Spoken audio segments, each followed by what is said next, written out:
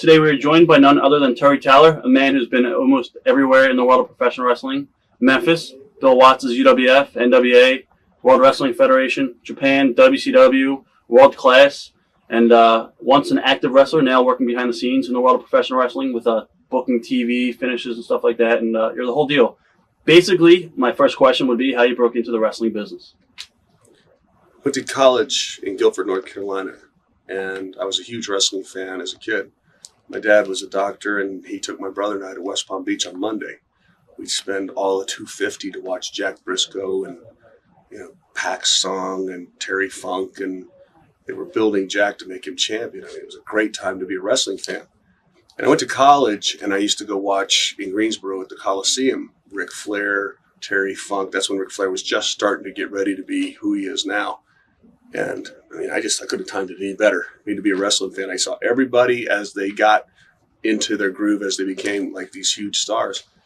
I went to Guilford College, and a friend of mine named Steve Muslin was a defensive tackle, and I was an offensive center. And the first words he ever said to me is, "Take my legs out like that again, I'll put cleat marks up and down your ass." It's like, okay, you're 310 pounds, I'm 185, I'm going to hit you straight up. So I did it again. Well, it ends up that he knew I was a wrestling fan, and he had a chance to try out with Johnny Powers, and I think it was the IWA or something up in Greensboro or up in New York. And I showed him what I knew just from being a fan, and he made it. So he left, and 2 years later, after working a bunch of grunt jobs in restaurants, which I hated, I went to a match in West Palm, and Steve was there. He said, "Why don't you come back to Tampa with me?" And I said, "Okay." I went on a Tuesday night and watched Dusty Rhodes and Bad Leroy Brown, and Dusty just came out of the locker room, and the place just erupted. And I went, "Wow, I like this." We stayed out and partied, and I saw that part of it. I was a little nervous. I was naive. Right.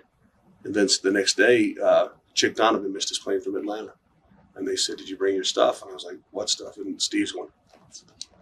And I said, "Yeah, I got it." So I worked. They gave me a match with Bugsy McGraw. Wow. The guy showed me how to lock up, and they said, we need 3 minutes. I guess Bugsy knew I was nervous, so he helped calm me down by kicking me down. But I made $275, which was more than I was making working at a restaurant 60 hours a week. I was an economics major, figured it out. Right. But I kept my job, and Eddie Graham liked me. And I would go to Tampa once in a while to try to learn. I never had a wrestling lesson. So what veterans were really helpful in helping you? Steve Kern. Steve Kern. And Manny Fernandez. Manny had a lot of demons, but he had a really good heart. And Kern, who was a ribber, liked me. Right. And I admired him. And we talked about it on the way over. Steve Kern said, watch every match, find out what works, what doesn't, and see what the guys on last did to be on last. And I did. I never left a match early, and I watched everybody. What were your early impressions of the business when you first got involved with it? Loved it. I mean, I'm still the big fan. And sometimes it's like if you're a fan of somebody or something, your perception or your buildup of what that is so high and so great that when you finally meet it or see how it really is, it's a letdown. I still love the business in its purest form. Right. When the product is in the ring and the people are reacting to it, and there's no better feeling whether you're watching it, being part of the creative deal, or being actually in the ring. Now, was Florida the first territory that you worked for? Yes, it was. What was Eddie Graham like as booker? I only saw Eddie a couple times. I mean, the main people I dealt with were Jerry Briscoe, who, funny enough, I worked with last year when I was in the WWF. And he was very nice back then, and he's really nice now. He liked me, and then a couple times Eddie Graham, during his lunch break, would take his shoes off, and he was very much into showing people how to sell things. Like one time he says, I guess he saw me on TV, guy was choking me, and I was waving on both sides going, and he says, "Is that how you sell a choke, son?" I said, "Yeah." And he went, and I went, and he goes, "That's how you sell a choke." Sounds like Bill Watts. Yeah. Well, and he was right. I mean, Bill Watts and Eddie were from that same school, and I think they both learned a lot from each other. And they're right. I mean, people, whether they understand wrestling or sports entertainment or wrestling or whatever level of entertainment we do, if they see something, a guy getting choked and the guy going like this, something in their mind says that isn't right, whether it's subliminal or not. And that's the art of working that's kind of lost. When the guy's in the corner, and this is Bill Watts' pet peeve. One time I was holding the ropes, and a guy, Butch Reed, at 270 pounds, is just mauling my stomach, just beating me to death.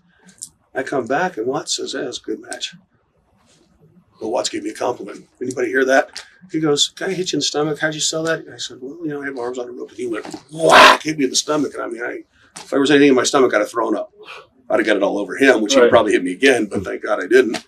And he goes, "No, son, when you're in the ropes, the guy's hitting you, cover." And it's little things like that that make our business believable. Right. And people can say what they want, but guys diving off the top of balconies and all that other stuff, it's going to have to come back, because whether, I thought it was going to be Mick Foley. I hoped it wasn't, but somebody who's really going to get hurt badly doing something like that. I mean, Mick's hurt. He's chipped away so bad at so many different parts of his body. He's paying the price now. And he's a great guy, and it's too bad. But he chose to do that. He knew what he was doing. From Florida, where did you wind up? Would it be Memphis or Georgia? I went to Knoxville, Tennessee. I went to Knoxville because I went to Jerry Briscoe, and they had Ernie Ladd beat me in 15 seconds because I was so stupid. I said, "I'm better than this." Ernie Ladd hit me or chopped me or something, hip tossed me and dropped a leg on me. It took 15 seconds. And I thought, I can do better. And I also thought I was better, which was wrong. I went through a real maturing process being in the wrestling business, because in Florida, they put me with guys like Jeff Ports and Gordon Nelson, that if I'd have said, "Why are these old farts beating me?" those guys could have legitimately torn me limb from limb, put me back together, and then done it again. And I'm glad I just was smart enough not to say anything. I worked for Louis Tillett, and that lasted about 6 months, and I killed that territory. And then went to World Championship Wrestling from Georgia, or Championship Wrestling from Georgia. What are some of your memories working with Terry Funk?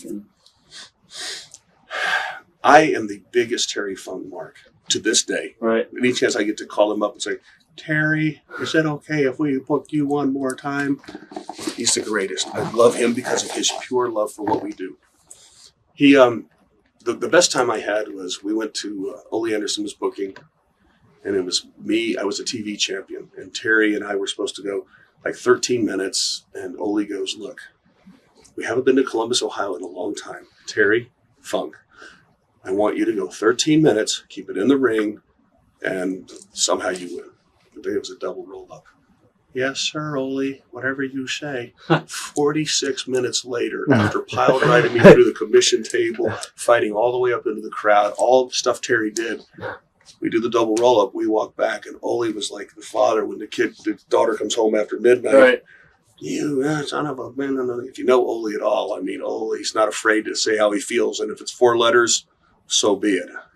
And he went, "Thanks, Terry, you son of a you're very welcome. I won." And I think it was Ole, Dusty, Andre, and Gene, I think. So Dusty and Andre against Ole and Gene was the main event. They had to follow that. Which, I mean, I'm sure they did, but... What was Ole Anderson like? I liked Ole. In a business full of guys that would say something to our face and then lie to our back, Ole was a guy who would look right at you and tell you, "You suck," or "You're doing this," or "You're out of here," or I don't know. I mean, he was very opinionated about what he thought about people and his direction and thoughts on the business. And I like that. That's one thing I try to do now is I don't try to cuss people out because I get murdered, but I try to be honest. If somebody asks me something, I will tell them bad news and I won't lie.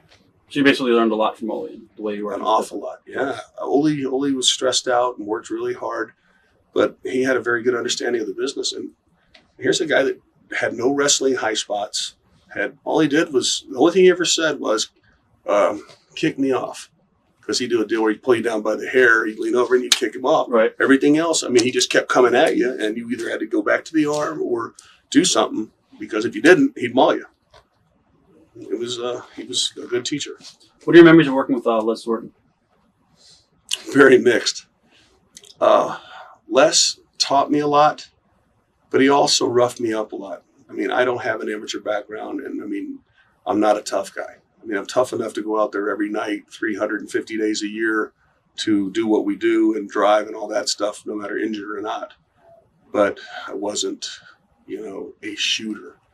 And Les, while I think he thought it was beneath him to drop the world lightweight title to a guy like me that was 205 pounds and green and he was right. I mean, but while he was right in that I didn't deserve it, he was wrong because the office asked for it. And a lot of times the talent second guesses the office, and that's not necessarily best. The office knows what they want. They know where they're going, and the talent can't dictate. They have to do what's asked because it's a teamwork thing. And Les stretched me some, and I told him I had a bad knee one time, and just to let me know he could. And I hold no remorse. I mean, and I don't feel badly about it. If I saw him today, I'd say hello and thank him. But I don't think he had to do that because I certainly didn't try anything with him. You kind of touched on it a little bit, but do you think having so many belts at a young age, did that help or hurt your career? I think it helped. The only thing that was, the first 8 years of my career, I didn't know what I was doing. I was a good-looking guy because my parents, made me that way. I mean, people said I was attractive. My parents do that. I don't. If I'm a nice guy or intelligent or something like that, okay, I'll take credit, or at least partial. But I was a decent-looking guy. I was young. I was 26, 27, but I looked young. And I worked with guys that were like Dennis Condrey, Dutch Mantell, all these guys that were so good at what they did, and they led me through things, and I was glad not to screw it up. And I was honored and lucky beyond belief. I didn't know how good I had it until 8 years into the business. I turned heel, got a little older, I turned into a bad guy, and then I started doing for young guys what they had done for me, which is the natural cycle of what we do. But then I went, oh my God, now I know how to work. I never won another match. So it's just the way it works. Now, from, I guess it was Georgia, you went on to Memphis, right? Mm-hmm. Okay, what was Memphis Star story like? It was very interesting too. I mean, back in the old days, there was like 28 territories. I started late 79, but I tell everybody 80 because it was right there. Right. And I went, I was naive. My my dad was a gynecologist, so he was gone a lot. My mom she just said, you kids just do what you want to stay out of trouble. So I wasn't really given a lot of life lessons. Well, this 21-year roller coaster I've had in the wrestling business has been one life lesson. And it tells you about the real world. I went to Memphis. I drove to Nashville. I didn't know anybody. I didn't have any family in the business. I had no friends. I had Steve Muslin, who ended up, getting bad on drugs and car wreck, and he was out. But I made friends and I made contacts and I worked hard, and it wasn't a pain in the ass. I did what I was asked to do, and I loved what I was doing. I think people knew that. So I drive to Nashville. Don't know where I'm going. I just get a hotel. I got like $300 on me, and I don't remember. I think I started like in Jackson, Tennessee, or something. Went to the building, and I think the first night was with Coco, and they ended up having a great run, fabulous ones. This is like 83, 84 maybe? Before that, like 82. Okay. I was there end of 81, all of 82, and all of 83 because I went to work for Bill Watts in January of 84. What was Jerry Lawler like at the time? He is funny beyond belief, but he was also a part owner. Right, with Jerry. And I think I like Jerry now a lot, and he and I we've been round and round, and I don't like airing dirty laundry a lot because it's over with. But he and Jerry Jarrett both owned that territory together, and Lawler pulled a power play, and Steve Kern and I think Dundee were the only guys that went with Jerry Jarrett. Everybody else was going to split the territory and go with Lawler. And I think from that there was some bitterness. I didn't know. I know the guy that brought me was the person to whom I would be loyal, right, which was Jarrett. And they patched it up and they got things back together. But, I think I stayed another year after that. What are your memories of teaming with Bobby Eaton? Bobby Eaton, teaming up with him was great because he did everything. He knew how to wrestle. He knew the psychology. He'd been doing it we were probably 27 back then. I'm probably 3 or 4 years older than Bobby. He was probably 25 and been in the business 12 years. I mean, he is phenomenal. And he was the first guy that was like 220 pounds diving off the top rope. And every single night, a lot of guys go, well, guys do that now. Well, we did it Monday, Tuesday, Wednesday, Thursday, Friday, twice Saturday, twice Sunday. every week. I was going to ask you what was the travel schedule like back then. Well, we didn't get many days off. Huh. And Bobby, my best run was working against Bobby because he was so good. And we always laugh because you can't understand the word he says. But he's real eccentric. Like if you breathe on him, he gets upset. He's claustrophobic. If you don't like to cover his mouth, he freaks out. He's just a great guy. And it was one of the good guys. What about Steve Kern?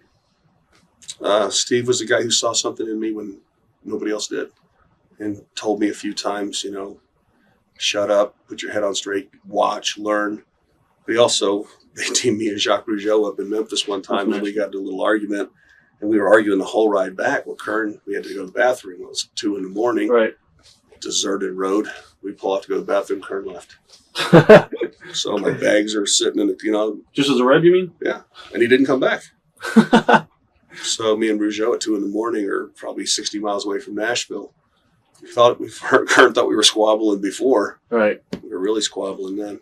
How did you make it back anyway? Just Ricky Morton's dad picked us up. okay. Thank God, or I'd still been walking. Who else was down there at the time? Was this Jimmy Hart and Jim Cornette and I think Adrian Street was down there at the time? That was for Watts. Really? Yeah, I didn't see Adrian Street in Tennessee. Okay. He might have been there, and Dundee brought him in. But I know that we had when we were in Tennessee, the Fabulous Ones had been developed. The Midnight Express, Cornette, Lawler, of course, and Lawler would bring people in and out. That was, I can't remember. I hope I'm not insulting anybody by not remember, but a lot of brain damage since then. Why did you leave Memphis? To be brutally honest, I won't lie. I had a paternity suit, and I left because I didn't want to face my responsibility. Right. It was in January of 1984. And the other half of that is yes, I paid my back child support, and I am paying $365 a month for a child I've never seen. Actually, it's Doug. I don't want to tell you. I don't think I could do anything that good. Oh, thanks. What were your, I guess from there you went on to Bill Watts' territory to Mid-South. Mm-hmm. What were your early impressions of that territory and Bill Watts himself? When I went to Bill Watts' territory, I was still naive and green. I'd been in the business from 80. This was the beginning of 84. I had worked a lot of matches against guys that were really good. I learned how to follow, and I learned how to do fire, and still trying to learn how to throw a good punch and stuff. And I mean, people say, well, you've been 4 years, you should be good. Well, we didn't have practice facilities, and we tried to have a life, and we were driving probably 6 hours every day. So it's not like you could sit there and practice and work stuff out. 9 times out of 10, back then, the other guy would be on the other side of the building. You'd be on this side, and you wouldn't see him until you got in the ring. So there was no choreographing. There was no working stuff out. You just got in there and did it, which a lot of people don't understand. That's the art and the beauty of what we used to do, is to be able to go out there without talking it over. You know what the end is, but everything else is built in a logical way to make people feel things as you get them to where you want them to go. And I forgot the question. We were just talking about your initial impressions of the territory and stuff. When I got to Bill Watts' place, the first guy to meet me was Grizzly Smith. Right. 6'10". Oh, my God. Next guy I met was Bill Watts, 6'4", 320 pounds. I was like, oh, my God.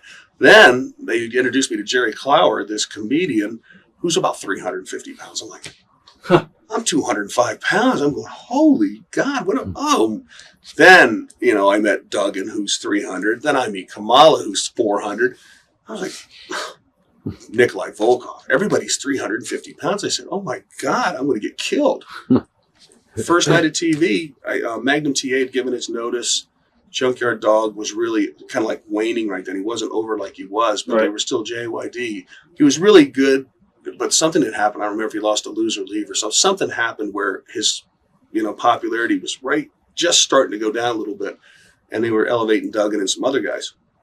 But Dundee had come in, and when Dundee came in, he looked at Watts. He goes, "Oh my God!" He goes, "Nothing personal, but your good guys are all big and ugly, And it's not a knock on anybody, but it was like Duggan was a good guy, JY was a good guy, and there was all these good guys that were big and ugly. And Dundee had come from Tennessee, where Ricky Morton, Terry Taylor, all these good-looking young guys."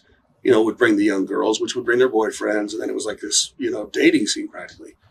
So they had Nikolai Volkov, who would beat everybody. they sent me out, and I did a promo, and I was really nervous. And he jumped on me, threw me into the corner, and charged. I did that Jack Briscoe sunset flip, 1, 2, 3. Barry Darsow rolls in. I drop kick each of them like 3 times, and I run in place and throw my arms around and like show some fire. And the place erupted because nobody beat Nikolai. I didn't know that. I just figured I was coming in there, we're going to do something. I figured I'd just fit in. Right. That was the beginning of a really great run for me. And it was not that because of that, I didn't do it. It took all of us. But Nikolai and Barry Darsow, I beat them because they let me every night for a year. Business turned around. Magnum started getting over really good. The Midnight Express and the Rock and Roll Express tore the place down every night. I watched every one of them. I wouldn't leave because it was that good. I mean, we were part of something special. And people will come up to me and say, man, I used to love that UWF. I used to love that Mid-South stuff. Hey, man, so did we. We all felt like we were part of something. And Watts was he was a teacher. He was like a father figure, very strong-willed and very disciplinarian. And, maybe we should have made more. But I can't put a dollar sign on what I learned and the respect I learned for the business and a guy like Watts. A lot of people say Bill was like a bully. What do you think? Basically, yeah. Yeah. But it was tough love? Yeah. I mean, my old man was a bully. Bill Watts is younger than my father. But I think from that era, Bill Watts, I love Jay Strongbow. But Strongbow grew up in the business in an era where it was very paranoid. Guys were tough and they would fight each other or they would figure ways to swerve each other to take that person's spot. It was very underhanded. The old running gag was you shake a guy's hand and stab him in the back at the same time. That was the wrestling handshake. And Bill grew up in that. And Bill was up in the WWF, Watts, and he had a great run. And he was, he was strong-willed, but he was smart. And sometimes I thought I was smarter, and he proved me wrong. He was a great teacher. I had a great run there. I mean, I made $100,000 a year, 3 years in a row from 84, 85, and 86. I worked for it, but that was a lot of money. And I was doing something I loved. Right. What do you remember as the locker room at the time? I already said it. A group of guys that were pulling together that knew we were part of something good. And one time Jake Roberts, it was my fault. He ducked and I went over the top rope. And as I fell, I tore every muscle on the inside of my leg. I never missed a shot because I knew that there was 20 guys on the other side. No, not waiting for my spot, counting on me to carry my weight. There was no guys coming in back then. That was us. We were successful. And I knew that if I didn't do my part, I would hurt every one of those guys. So, and everybody else in the locker room had the same feeling. So if Magnum had a bad knee or Ricky Morton, had stitches in his head or whatever it was, we knew each of us would go out there every single night. And it was like every night was like our last match. It's different from today, ain't it? We did it because we loved what we did, not for the money. What are your memories of your matches with Butch Reed? I respect Butch Reed, and I like Butch Reed. If I saw him today and I thought I could, I'd probably punch him in the nose because he beat me to death every night. And I'm kidding. I mean, he knew how to make the people mad. He knew how to get crowd heat. And I was a good-looking, young, white meat baby face. And the first thing we did to start the little angle with us is I remember Dr. Death had a football helmet, and somehow Butch got it and hit me with it in Houston, and I bled, and I did the old mullet out of water. And that started a program that went for almost a year, and I made a ton of money. And I don't know if I should say this or not. There's certain things we just never said in the real world. But I had worked 11 weeks in a row, and I had bled every single night. And it was twice Saturday, twice Sunday. And it was my birthday. JYD had gone to New York. So I had worked my match Saturday afternoon, and I worked JY's match Saturday night afternoon. My match, JY Saturday night, Sunday afternoon, Sunday. I mean, I had worked 1, 2, 3, 4, 5, 6, 8 matches in 2 days. And I had bled on every one of them. And my head looked like a hamburger. Right. So I'm getting ready to wrestle Butch. And he goes, okay, son, you ready to bleed? I'm like, yeah, I'm ready. Oh, God. He goes, save it. You don't need it. He just went whack. My head just went, if I'd have known then what I know now, I'd have gone, smart guy. But, we all worked hard, and we all, I was willing to bleed for those guys because I knew they'd have done it for me. Right. I left pieces of my body and part of my knees and every town in Louisiana, and I wouldn't ever change a thing. No regrets. No, absolutely not. What about your matches with Kamala? What are your memories of those matches? James Harris. Loved him. He was a wonderful human being, absolutely no ego, knew what he was doing, and I had to stop from laughing working with him when he was this cute. People saw him on TV and they were afraid they'd run from him. Right. And he'd go out there and make me laugh. And it was hard not to laugh because he was just a wonderful, gentle guy that had this character that he was so good at. And I mean, I was very lucky. I got to work with Butch Reed. I was lucky. I got to work with Nikolai. I was honored to work with Kamala. It was just a great time. How about Buddy Landell? What are your memories on Buddy? Buddy, right now, could have been the nature boy, wealthy beyond his wildest dreams, but he was his own worst enemy. Buddy knew that if he started being successful, he better do something right now to screw it up. There's just something in his makeup. And I care about him, and I wished I could have done something to help. But he was fun to work with. And I mean, he did some classic television when he was with Butch Reed, and he goes, "Hey, Butch, tell him about how I taught you how to bench 500 pounds. Hey, Butch, tell him how I did it." "Shut up, boy." They just had a good chemistry. Right. Buddy was a natural heel. Even in the locker room, he didn't know how to turn it off. We all knew him, and nobody got mad at him, but he had a lot of talent. And it was, it's a shame, but we're all human beings, and everybody reacts differently to different things. How about Jake Roberts? What are your thoughts on Jake? Learning experience. Jake Roberts he's probably the greatest wrestler I've ever seen. He got more out of less than anybody I've ever seen. Because of psychology, you're saying? Oh, yeah. Well, he knew exactly what to do and when and how to look at the people and make a little sneer. He's the first wrestler I ever saw do an interview and not yell. He would just tell a story, and he'd get sit in his turn. He'd look at the camera and his inflection. And I was like, God. And I loved watching him interview, and I loved watching him work because he didn't do anything except set up the DDT, set it up, try to get to it. And then he was a heel, and they made me a babyface against him, and he was much smarter than me, and all that stuff I said about not deserving the spot I was in, I think he felt that way, and he worked accordingly. And there's a lot of times that Jake maneuvered himself to make me look stupid because I didn't know any better. So I learned. He'd have me in a rear chin lock, and I'd be fighting up, and the people begin with it, and I'd be hitting with elbows.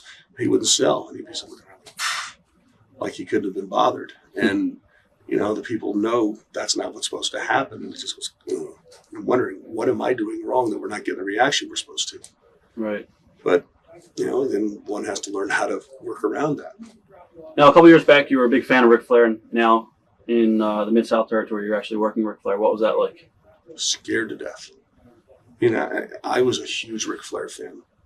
When I was in college in Greensboro, I was watching him work with Ricky Steamboat, with Dusty. They did a U.S. tournament one time. I think it was Paul Jones and Flair, Paul Jones and Terry Funk. But it was really cool. There were 16,000 roaring fans to see this tournament. It was incredible. I was watching Flair. He came in with his hair was blonde and slicked back with the white glass and white sunglasses, and him and Rip Hawk. And I watched all that. And then I watched him progress as he got to be, the nature boy and all that. And I studied him. I was a huge Ric Flair mark. So when they said I was going to work with him, I went, oh, God, I'm not going to be good enough. And he was really gracious, and he wasn't scared about whacking you in the chest. He'd line you up and whack. First one hurt, but it was almost like, yeah, do it again. Right. I could feel it. And then he's the one who taught me. He taught me a lot too. Psychology and fighting back and making everything mean something and making the people feel it with you. He was something special. And I'm still a huge fan. How about Adrian Street? What are your memories of your matches with him? He was a wonderful guy. He was different. He and his wife Linda were they were in their own little world, but it was harmless, and they were nice people. But he was like short. He wasn't shorter. He was pretty. He was like 5'6", maybe 5'7", and he had this gimmick that he was like, I'll say it gay, but I had lipstick in the face. Man, this is 15 years ago when people were saying, wrestling's real. It wasn't like Kamala, who was this person from over, in Africa that was a part of a tribe. This was a wacky English guy who was like Ziggy Stardust and all made up. And I didn't know how to wrestle something like that because Adrian didn't take a lot of bumps. that wasn't his style, and he wasn't big, and I'm used to little guys, flying around and cheating to get you down. Adrian had a tough background. I mean, he came from a tough part of wherever he's from, and he fought his whole life, and he was tough. Legit. I mean, you got your ass kicked by a sissy. Yeah, I did. But he was good. I had to. That's the one thing about back then. I mean, I had to learn to work with Kamala. 6'4", 400 pounds. I had to work with Adrian Street, 5'7", 180. Had to learn with Ric Flair, Butch Reed. 270 with a bad attitude. Right. Butch was always cranky. But I had to learn how to work with each one of those guys, and that's kind of what's missing now. Is the guys don't get that run with each guy for 5-6 months. Whatever you can get out of it, then you go to the next thing. What about Buzz Sawyer? What was he like? Inside the ring and outside the ring? Inside the ring, he was probably my favorite to watch. He was like Terry Gordy. Terry Gordy and Buzz are two of the guys that I never got tired of watching. The first time I ever wrestled Buzz, it was in Augusta. And I missed the show one time. The dates were wrong or something. Right. So I come back, and they wanted like 30 minutes, and he was going to beat me, I think, a power slam or something. I didn't care. I said, okay. So I get to Augusta, and I'm a little nervous because I've been off for a while. And I see him eating a hot dog. And I see him eating another hot dog. And he's eating a hot dog on the way to the ring. I'm going 30 minutes. And I haven't eaten anything since 3 o'clock in the afternoon, and I'm like pumped up and all that. And he's walking to the ring eating a hot dog. And he was like this athletic, incredible. If there was a guy ever made to be a wrestler, it was Buzz. Because we used to do a deal where he would throw me and he'd go drop down, leapfrog, crossbody. And now the business has gotten to where if a guy goes drop down, he just drops in the middle of the ring. Buzz would run and throw his body at my legs. And if I hit the ropes and didn't hurtle over, I was going to fall down. And I had enough personal pride and competitiveness that I ran as fast as I could. Right. So the spot was, he throws me in. As soon as I hit the rope, he's throwing himself at my feet. He scrambles up, runs at me, and instead of just jumping up, he's running at me, then he jumps. I know what he's going to do, but the people don't. We had good chemistry because he would drop down, boom, leapfrog, boom, drop down again, boom, leapfrog again. He'd go like this and then turn around. I hit him with a cross body. Whoa, the place would erupt. Drop kick. I'd drop kick him, and he'd do a deal where he'd just jump backwards and barely grab the rope and dive through backwards. It was one of those incredible things I'd ever seen. He did it every single night. It looked like it was awkward, like he was going to kill himself. He never did. And then he went, wah! Just threw up 3 hot dogs at ringside. Great. The good part was when he came back in and said, I'm okay. I went, oh, God, the breath. And then we went out another 15 minutes, and I was holding my breath for most of it. Nothing quite like a vomit breath with a guy huffing and puffing on you. What was he like outside the ring as far as his personal life? I didn't know him. I hung out with certain people. He wasn't one of them. I've heard he hung around with bad people. I heard he did drugs. I heard a lot of things. Right. But I didn't hang around him. I'm not here to condemn, judge. I don't know. I just know that when he was in the ring, he was dangerous. Not dangerous to hurt me, but like that air of being dangerous. What about Ted DiBiase? Your memories on Teddy? I love Teddy. A big guy that grew up in the business, heart of gold, who worked himself to death for Bill Watts, stayed loyal to Bill, made all the trips, made enough to, sock a little bit away. Went to Japan, made a little bit more to sock away. Finally had some money saved, moved, I think he married his wife, Mel, moved where she said, like we always do, Mama says, we're going here, and we go, yes, dear, we go. Right. And then he got his break in the WWF. When we were in Mid-South, we were good guys mostly. We worked some together, but he worked, he was great. He was very generous and very giving. He was a good guy. What about Steve Williams, Dr. Death? I was lucky enough that I got to be Dr. Death's first 6-month program when he came right out of college at 330 pounds of amateur wrestling and football. Did he kill you every night? Yes, he did. I'm tough because he couldn't hit me any harder than he did then, night after night after night. He was a nice guy. He wanted to learn. He was Bill Watts' protege. And out of respect for Bill and the business, I knew what my job was. But for the love of God, he got better and he became a great worker and he made a great name for himself. And I don't think I get any credit for that other than I weathered a 6-month storm of a green 330-pound monster beating me half to death. And then he actually became a pretty good worker. A little story with Doc is one time we were doing something. He threw me out of the ring, and he grabbed a rear chin. I rolled back in, and he grabbed me in a rear chin lock, and I just said, "Loosen up, 300%." And he always laughed. I said, he'd always come with me, "Loosen up 300%." I said, "Maybe 400 now." Now, at the time, did you go to Georgia for a little bit? Like take a little time off from Mid-South and go to Georgia? Charlotte, okay. I was just getting frustrated as a good guy. Right. Not that I was a big star. It was Barry Darso, Nikolai, Butch, and those guys that got me over. But we were in Louisiana, Arkansas, Mississippi, Texas, and Oklahoma. It was really times were tough there for the other people that were working for jobs.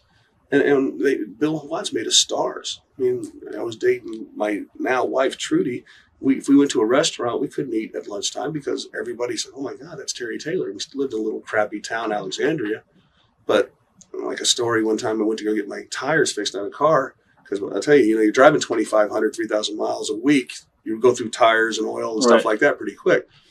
So they took this little crappy mall and made it big. It was like from 40 store or 20 stores to 140 or something. So we go to the deal, and they had this country western guy and a soap opera star and some other people, signing autographs and this big deal. Well, I didn't know any of that, so we were going to go walk through the mall. And I knew that they were building it, but I didn't know it was done.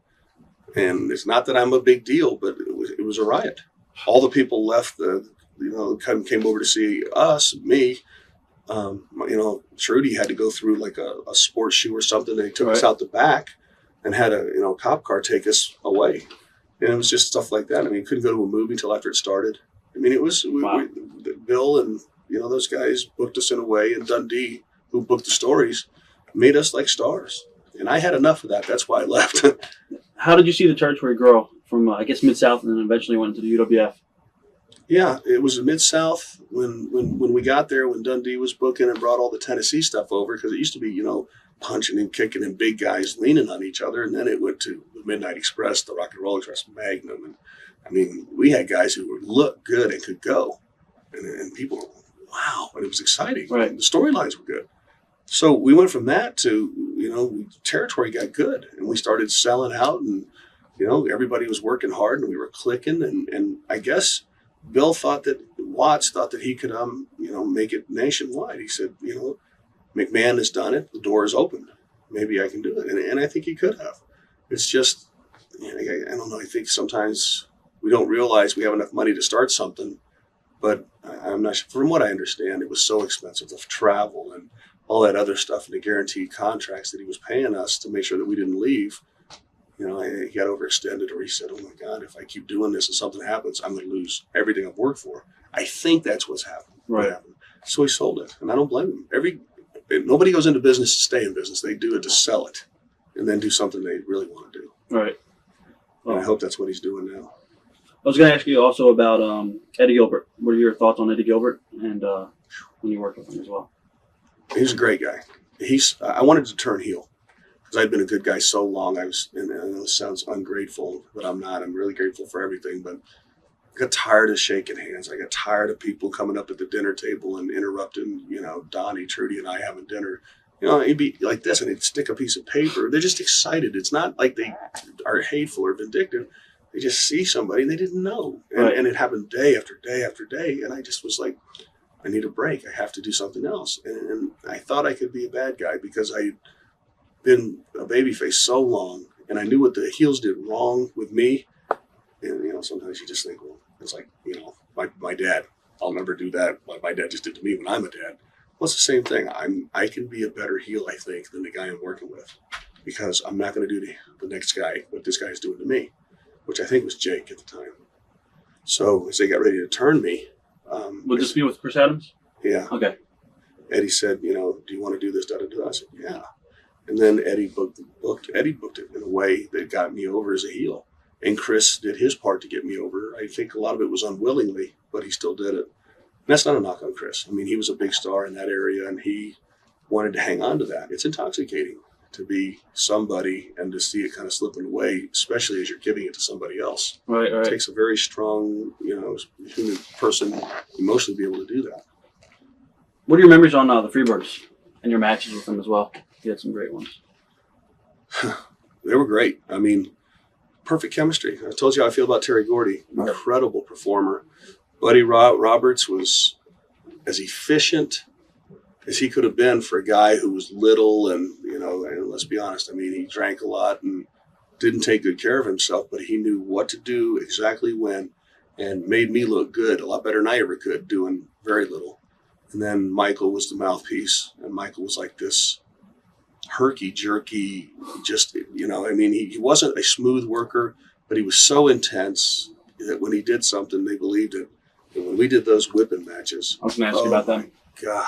What are your memories on those matches? I hated every second of it. Michael Hayes, you think you go to a town, if it's not sold out, you bend that little strap in half, and you just swing it a little less than wide open.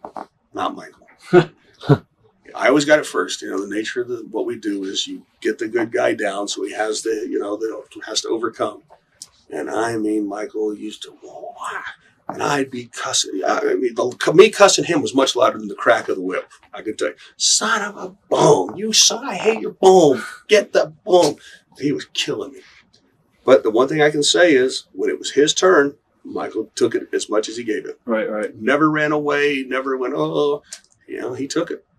What are your memories of the barbed wire match with the Fantastics and you against Sheepherders and Jack Victory? Legendary. Was it?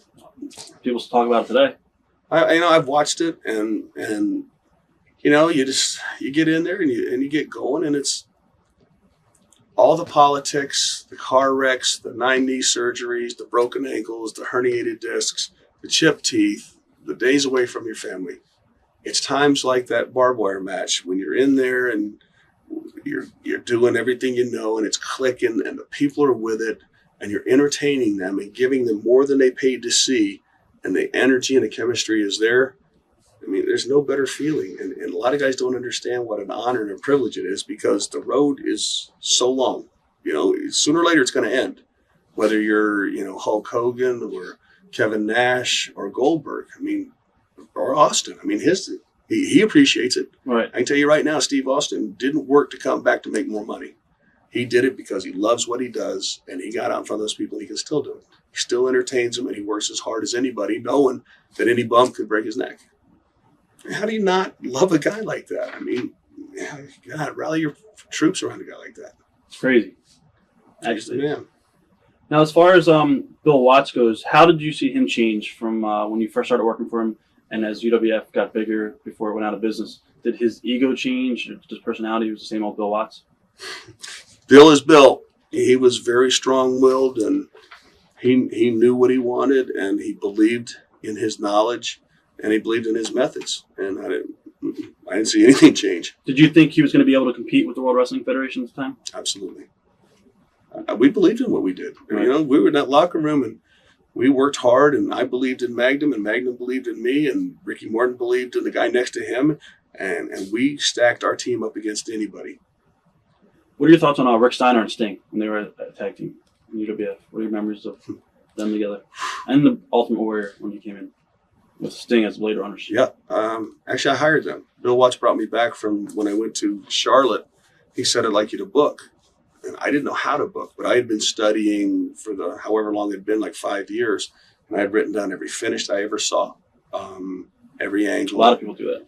Yeah, well, I didn't know that. I knew that when I would drive, Dundee would be sitting next to me in the car, and he would be trying to figure out how to make these finishes where it's like a roller coaster, right? Where you think this is going to happen. Whoa, then this happens. And Pat Patterson does it now in the WWF, and it's incredible. I am a huge mark for Pat Patterson because he can make people think all these different things are going to happen, and right before you get what it is, boom, something else that you don't expect. Right. I just sit there. I don't try to figure it out anymore. I just enjoy the ride because Pat is so good at making things. I wish I could do that. I wish I had that skill. But what was the question? We're talking about Sting, Steiner, and Warrior. I hired Sting and Warrior. Dundee had called me when he was in Tennessee and said, no, somebody called and said, we got these 2 big kids that we've done everything we can do with. Do you want them? I said, sure. I asked Bill, you want him? He goes, okay. When he came in, Ultimate Warrior was 290. His back was this wide, black lipstick, black eyes, black mouthpiece, couldn't do a whole lot, but they were so impressive. And Sting was a better athlete, but the Warrior had like that huge size and that mean look and stuff. And they tagged up a little bit, and they were good. And then, they learned, and Rick Steiner came in, and I got to work at his first 6-month program. Huh. That first Steiner line, if I had brain damage, it started there. I have never been hit harder, more often, or launched like I was with him. People have no idea how strong Rick Steiner is. Sting, for that matter. I mean, there were guys out there, Dr. Death. They could have killed me at any. I got to be tough. Right. The ass kickings I took from all those guys before they figured out wrestling wasn't real. I mean, Steiner was this national ranked amateur guy. So was Dr. Death. They come in and they say, okay, this guy that weighs 100 pounds less than you, that's, looks like a human marshmallow, he's going to beat you. It's going to take you 7 minutes. Huh. Okay. They did what, and they weren't bad about it. It's just there's a process of growing and learning that this is not real. And Steiner was good about it. So was Doc. It's just they knew they could do these certain things and they were good at it and they wanted to show how good they were. I just happened to be on the receiving end of a lot of it. Memories of Shane Douglas, because he was back there. Shane was this baby, just complete, beautiful complexion, young guy who is, and still is, respectful and knowledgeable. Yes, sir. No, sir. I'm Terry Taylor. I'm not a sir. I was just one of the guys. And he would, I had a little program with him and he was just great to work with. Anything we wanted to do, he was fine with, worked hard, and was a student. You knew he was going to be wherever you needed him to be. What are your memories of the concession stand brawl with you, Chris Adams, Sting, and Eddie Gilbert? Eddie and I were good friends. And Eddie, a lot of people don't know this, he got married to Missy Hyatt on Halloween night. We had a party where everybody got dressed up, the Halloween party. Right. Eddie got dressed up as a groom. Missy got dressed up as a bride. I dressed up as Akbar. My wife did, I think I Dream of Jeannie or something. But all of us, only Trudy and I knew that they were actually getting married. They didn't tell anybody. Wow. And some guy comes dressed up like a priest. Everybody gathers around there going, that's what are they great. doing? And they got married and nobody knew it. So Eddie, I have a lot of, I miss him. I love him. I saw what was going on. You can't, it's the old Elvis gimmick. You can't save somebody from themselves. And Eddie was still smart and still a good guy. He just had demons and he was a tortured soul. So, whatever happened, happened. But he was talking about when he was a kid, he saw this brawl in Tupelo between Dundee and Lawler. And he said, do you think we can do it? I said, hell yeah. We had heat and the people were with it. And we just went all over the place. And back then, people didn't do that. There wasn't a hardcore division. Right. There wasn't ECW. It was wrestling. Or, guys got in there and, you may have bled or used a chair, but that was it. And most of it was in the ring. There wasn't a whole lot of that stuff like they do now where every single match is on the floor. Every single match rails somebody. Everybody throws somebody in the steps. That was a big deal back then because most of the stuff we were told to stay in the ring. We rolled out of the ring and we started going through the crowd and the beer spilled in the bucket, the bucket with the stuff and people were falling. We were falling down in it. It was something special. We broke ground. We're going to talk about today's wrestling later on. I got a lot of questions about that because you're comparing a lot of the old stuff to today's wrestling. But before we do that, I want to talk also about Missy Hyatt and John Tatum and Jack Victory and stuff like that. What are your thoughts on Missy, John Tatum, and Jack Victory, the whole thing that was going on behind the scenes with Eddie and stuff? What is your take on it, basically? The wrestling business is I said earlier, gave me a lesson on life. Right. I guess Jack and Missy didn't quite have the relationship everybody thought. And I don't know what really happened. And there's rumors that, I heard Missy's told Eddie that they had slept together, but he passed out and he believed her. And he says, well, hell, I've already done it. I may as well continue. He dug her. She was a good looking woman. Right. She was awesome. Not to disrespect John Tatum, but there was not, it just, things happen. People have feelings and emotions and we work that close together. Sometimes things happen. What were your thoughts as WWF and NWA merger went down? Well, that was tough. We had worked so hard and toiled and fought off the WWF and fought off, the NWA and really felt like we had a product that was marketable and the people were responding to what we were doing. It was just, we were doing so well. We didn't know about the money trouble. a lot of Watts knew, and he was the one who was sweating the bullets. Right. But we didn't know. And then all of a sudden, it's like this thing I'm going through now with WCW being sold. You have a feeling something's going on. There was no internet back then. There was just telephone, telegraph, telewrestler, and we found out the merger went through. Yeah. Well, there's one thing you can do. We either decide to make the best of it, or you just give up.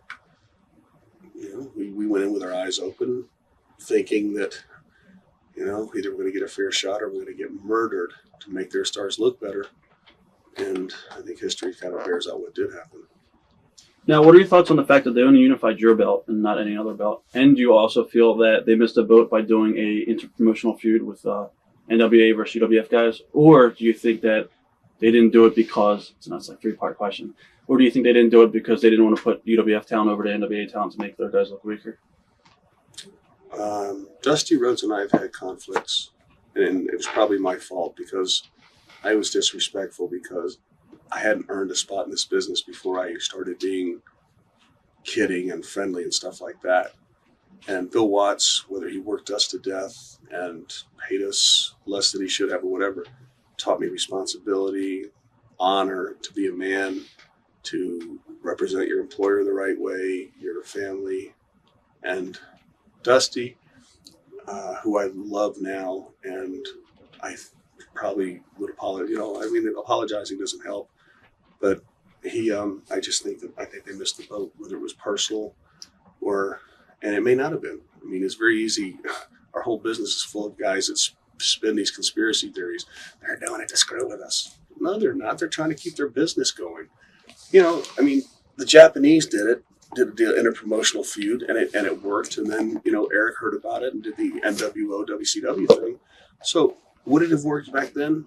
Maybe. Did we get a chance? No. And I don't think Dusty picked on me. I think that, I could have had a run with Nikita, but that's not what the office wanted. And my job as a performer was to give the office the best performance under the guidelines that they hired me to do. Right. What was Nikita like to work with? Great. I was told by one of my best friends, and this was the mentality back then, and I've apologized to Nikita since, because right now Nikita's wife and my wife are going to an exclusive getaway in Atlanta that I'm paying for.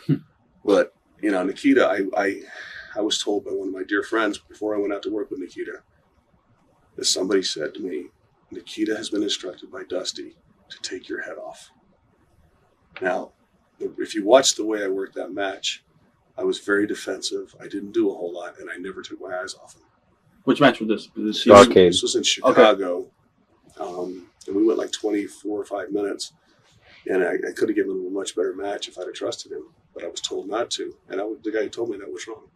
Nikita was a professional. He never did anything to me. Actually, I whacked Nikita.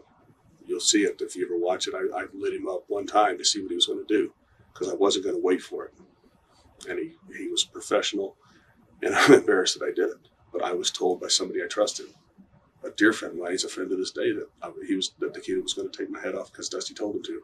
And I'm embarrassed that I bought into that.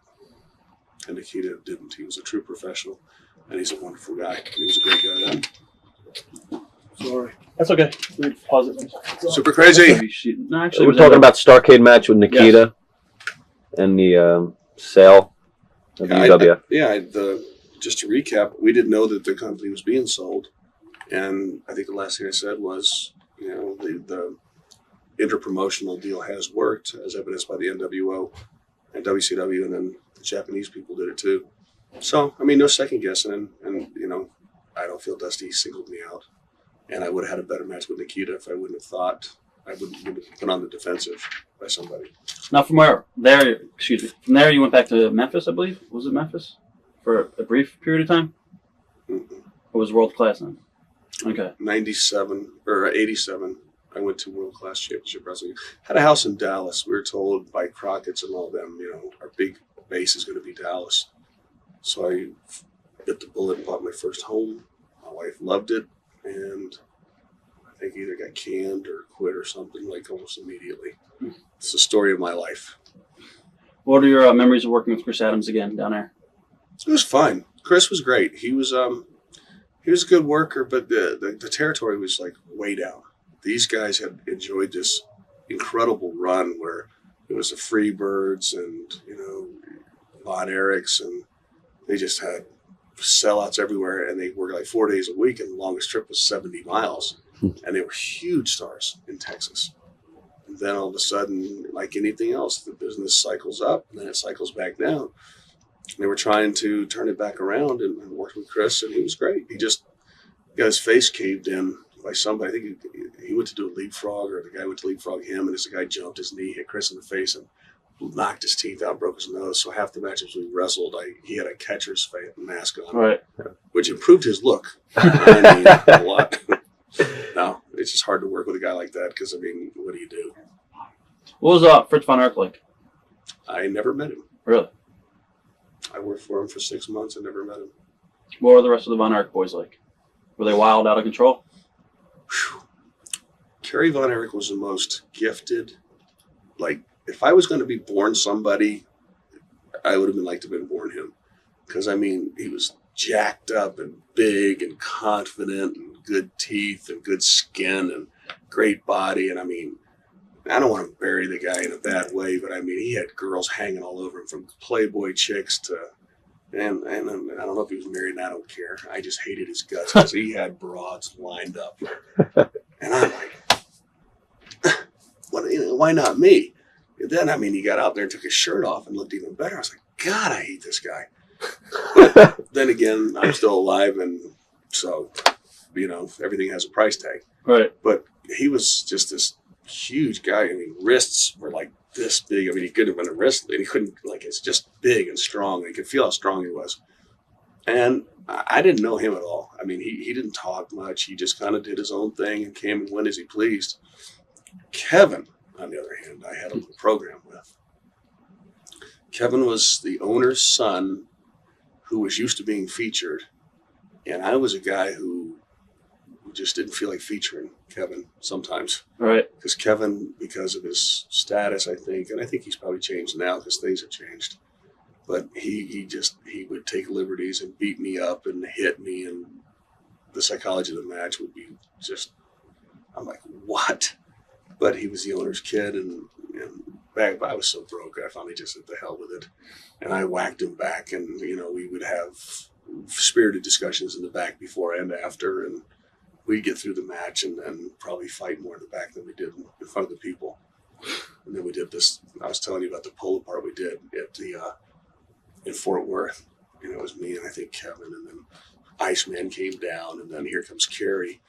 And I've been in a car wreck that almost killed me. I mean, I've been in easier plane crashes than I was that pull apart, because Kevin Von Erich hit me so hard, so many times in the head.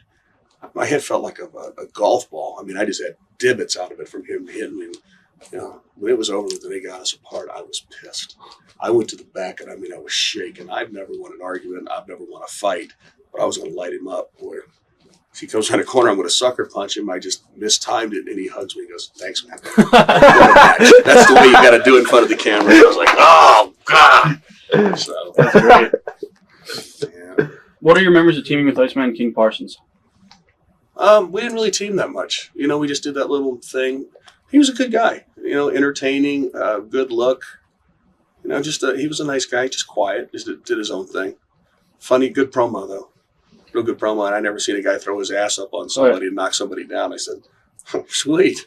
If he's taking bumps and, lifting people, your back will be good forever. He was a good guy. All right. Why did you leave World Class Championship Wrestling? This was the time that you went to the World Wrestling Federation, right? Yep. For the first time. Yep. I was working for the Von Erichs for, I think, $75 a night. And I was working 3 nights a week. I just bought a house and spent every penny. That's why kids, don't do what I do. They say don't do this at home. Financially, don't do what I did. I mean, I just wasn't good with my money. We bought a house and I put every penny into the down payment. Okay, you need a refrigerator. I don't have any money. So we had to use a styrofoam cooler for a month till we saved up. My wife had a job, and bless her heart, we didn't know she was pregnant with our son, Cody. She was working as a cocktail waitress at a strip joint, which I went to go visit her as often as I could at that job, not the day job. And finally, and this is a story that's true. Every Friday at noon, I called Pat Patterson, who was like the booking guy at the WWF. I called him 9 months. Every Friday at 12 o'clock, like clockwork. Pat, this is Terry Taylor. I'd very much like to come up there. I think I have something I like to offer. Right. A couple times I'd get him. Most of the times I didn't. Finally, like in August or October, it was 9 months later, finally, he answers it.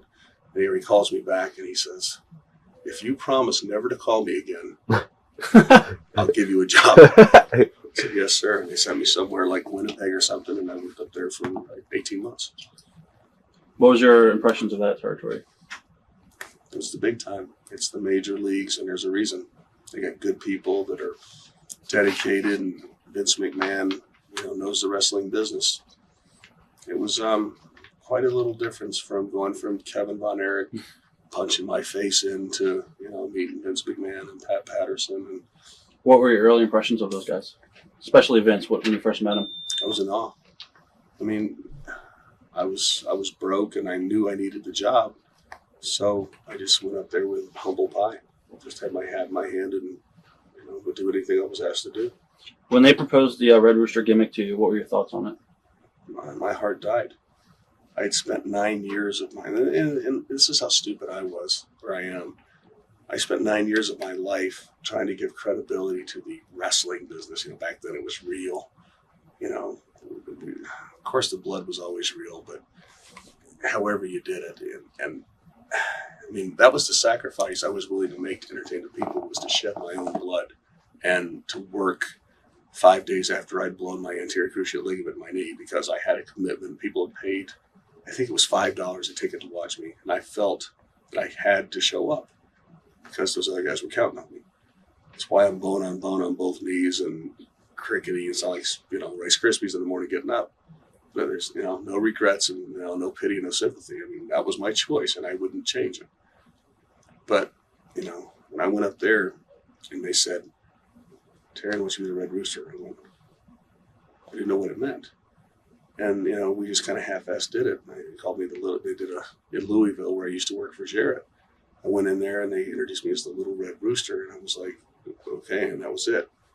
And then about a month, 2 weeks later, I finally pulled Vince over and said, Vince, I'm sorry, I don't know what you want.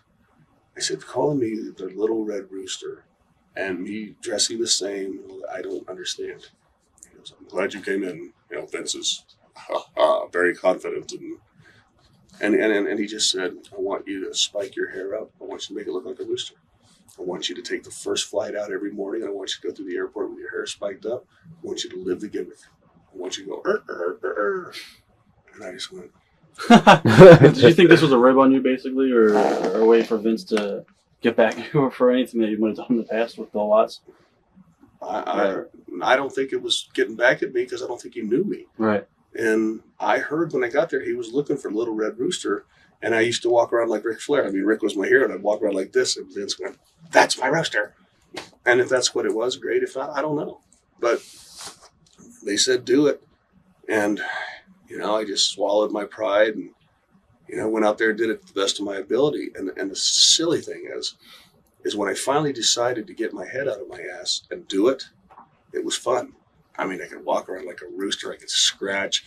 The interviews are easy. The early bird gets the worm. I'm not going to put all my eggs in one basket. Right. I may be one out on a limb here, but, you get injuries that are not tweetable. I mean, there's a lot of stuff that was fun to do when I decided to, do it right. And I think because the first 3 or 4 months, I didn't put my heart and soul in it, I think the company saw that as me not being loyal. And up there, because they are the major leagues, if you're not part of the team, they can put you on the back burner and make you feel as insignificant as anybody could ever feel. And if they do that, it's because you've asked for it. It's not, they don't coddle people up there, they don't baby them. They make everybody carry their weight. And I didn't do my part. I didn't get into the character like I should have. Then when I did, I started digging it. But by then I'd already buried myself with the office because I didn't show I was part of the team.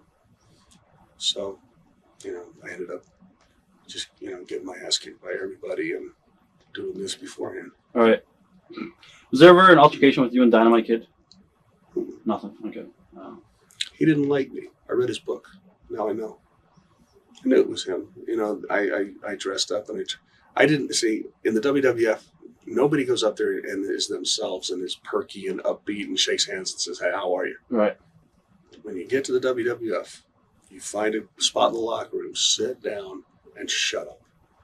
You don't question anything. You earn your spot by not making any waves. And when people that are already there and the established stars and everybody that's in that locker room decides they're ready to accept you, then they do. It isn't because Vince has hired you that you are part of the team, but the team has got to figure out when they're going to warm up to you. And they do. They always do if the person deserves it. And I'm not sure I deserved it because I walked in all cocky and, here I am, get it, Rooster cocky. I walk in and I just hey, how are you? I'm Terry Taylor. Like, they were all glad to see me. And a few of them were less than glad to see me. And, it was tough. I mean, they made my life very unhappy. Why do you think they were not glad to see you? From past experiences? Or? No, it was Dynamite and Davey Boy. They just, it was, I'm easy to pick on because, I'm not tough and I don't want to fight anybody. And I just had an abrasive personality. I wasn't the warm, wonderful, charming guy I am now. And I just probably should have kept my opinion to myself and shut up. What are your thoughts on Hulk Hogan? What was he like also in the locker room? It's great. He didn't dress with us, but he was friendly to everybody. I know that when I was there, I wanted to make sure I was on his card because it was the difference of $2,000 every time. I didn't do anything differently. If he was there, I made $2,000 more that week. And I kept quiet. Sorry. I knew if I kept quiet and did my job, they would put me on more of Hulk's deals. And they did. And I did okay. I mean, I didn't make a lot of money up there, but the big thing with the WWF is if you're there, they want you there for the long run. And it's a leap of faith. They don't want to have to explain every finish, every angle to every talent. They want the talent to understand that they're there to do what they're asked and just to do it. And if there's something that one chooses to question, it better be something good because you don't get a whole lot of those, chances to say, why am I doing it? They don't have to. I mean, they don't have time for that. Vince is running. He's run it right. The guys are part of the team. They got 40 guys on the other side of the locker room going, hey, man, we're doing what we're asked. Why aren't you? It very rarely gets to the talent relations department up there. What are your thoughts on the Ultimate Warrior back then? How did he change from when you first worked with him in Mid-South? Or did he not change at all as far as work? No. I mean, the work part of it's, who cares? I mean, he did what he did, and he got over. The big man believed in him and all that. The story about the Ultimate Warrior and I, when I went to the WWF, I don't know which time, it might have been the second time, but he was like the world champion. When we were in Louisiana, Sting came to our house, and he and the Warrior and Warrior's wife split Sting's car, and they stayed in the same apartment building, and there was a lot of personality conflicts because they were broke and they were having a hard time. So Sting would stay at our house sometime. They went to his apartment, and he said, "You know what? The Warrior's leaving. Bill Watts didn't pay us right or something. He's leaving, going to Texas, and he wants me to go. I don't want to go." I said, "Okay." He says, "What do I do?" I said, "If you don't want to go, don't go." He goes, "Yeah, but team, and we came in this together, and he counts on me and all that." And I said, "Well, if you two are a team, you would have talked about going, and if you would have made a decision together." I said, "If you want to stay and he wants to go, let him go. You stay. And if you guys decide, you want to get back together, okay, you can do that. Why don't you see what happens?" So Warrior left, Sting didn't. Well, I found out later when I got to the WWF, everybody was mean to me, especially like Dynamite and all those guys. And Warrior wouldn't speak to me, and he was the world champion. So up there, if the world champion doesn't talk to you, and Dynamite and all these upper guys don't talk, nobody else is going to because they don't want to piss the top guys off.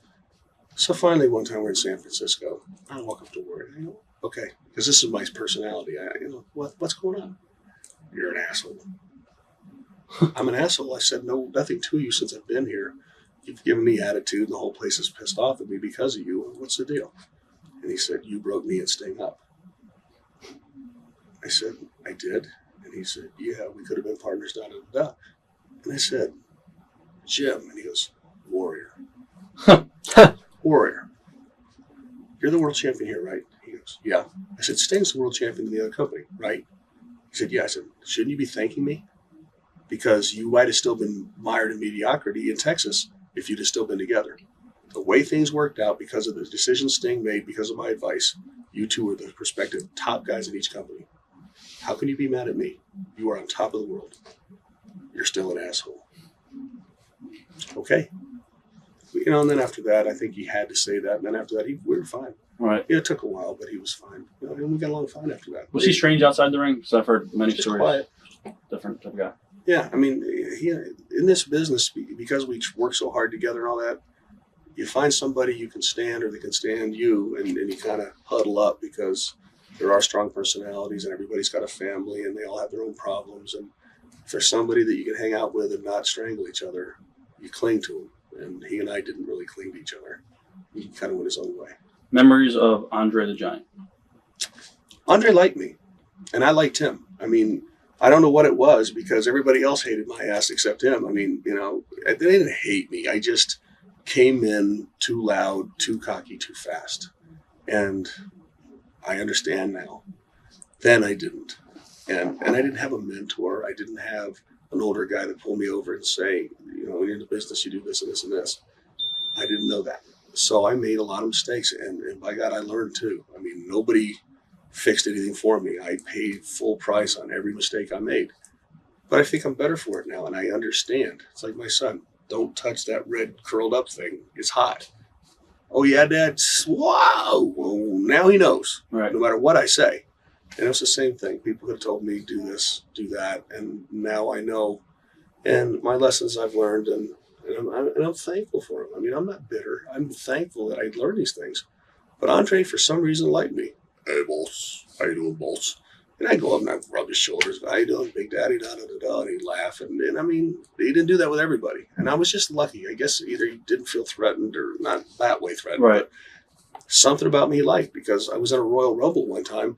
He was the guy, like 4 guys ahead of me. And I come down, everybody's gone except him. Huh. And with him, we don't talk spots over. All He's right. playing cards and drinking his 3 bottles of wine before he goes out. And I'm talking gallons. So I just went in and I said, okay. I said, you ready? And he goes, what? And I just went, I just attacked him, chopped him as hard as I could. And I think he liked it because he took his 2 fingers on the back of my neck, 2 fingers on my tights, and sailed me out gently over the top rope. And that was it. Cool. It didn't hurt me. He was a good guy. I was sad to see him the way he was. Because I saw, people didn't know how to react. They'd see him, and I mean, he was in pain, and they'd sit there and they didn't know what to do, so they always laughed.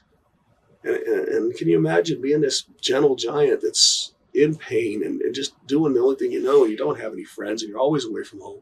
And everywhere you go, people going, because they don't know what reaction to do. And I felt bad for him because he was a good guy. And he just kind of got hard there at the end because he was hurt, and the people, I think it wore him out. Right. What are your thoughts on Randy Savage? I had a smots with Randy too. No. Because I like Randy. And Randy and I had to come to an agreement, and we did. And if people in our business were more, and I don't know if it'll ever happen, I think it has now, instead of the old days, the guys getting mad and boiling and burying somebody, and then the whole locker room getting mad at them and all that. If Randy would have said to me, don't talk to Elizabeth, I don't like it, I said, okay. But I see this beautiful young girl locked in a room by herself that nobody speaks to, and it wasn't trying to hit on her. And I just said, if that was me, how would I feel? Nobody talks to me.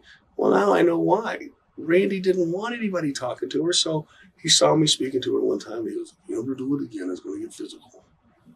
Do what? And I didn't understand the pressure he was under. He was the world champion. He'd married this beautiful girl. He was paranoid and all that.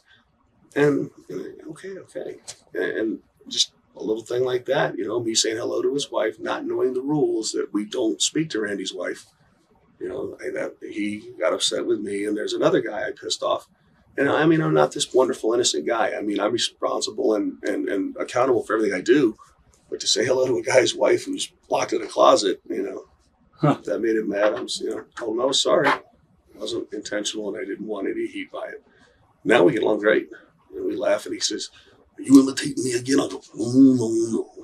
We have fun now. What are your thoughts on being paired with Bobby Heenan? And what are your memories of the whole turn when he returned on, I think it was Prime Time, Brooklyn Brawler and stuff? Bobby was good for me and good to me. That mentor I never had, Bobby was. Because Bobby understood the politics up there. And Bobby was the man. I mean, I was lucky. And I don't know why they did it, whether he asked for it or Vince said, this kid's clueless, Bobby, please do something. But Bobby helped me a lot in and out of the ring. I mean, he told me what to do, what not to do, how to act. And I'm telling you, that guy is so talented.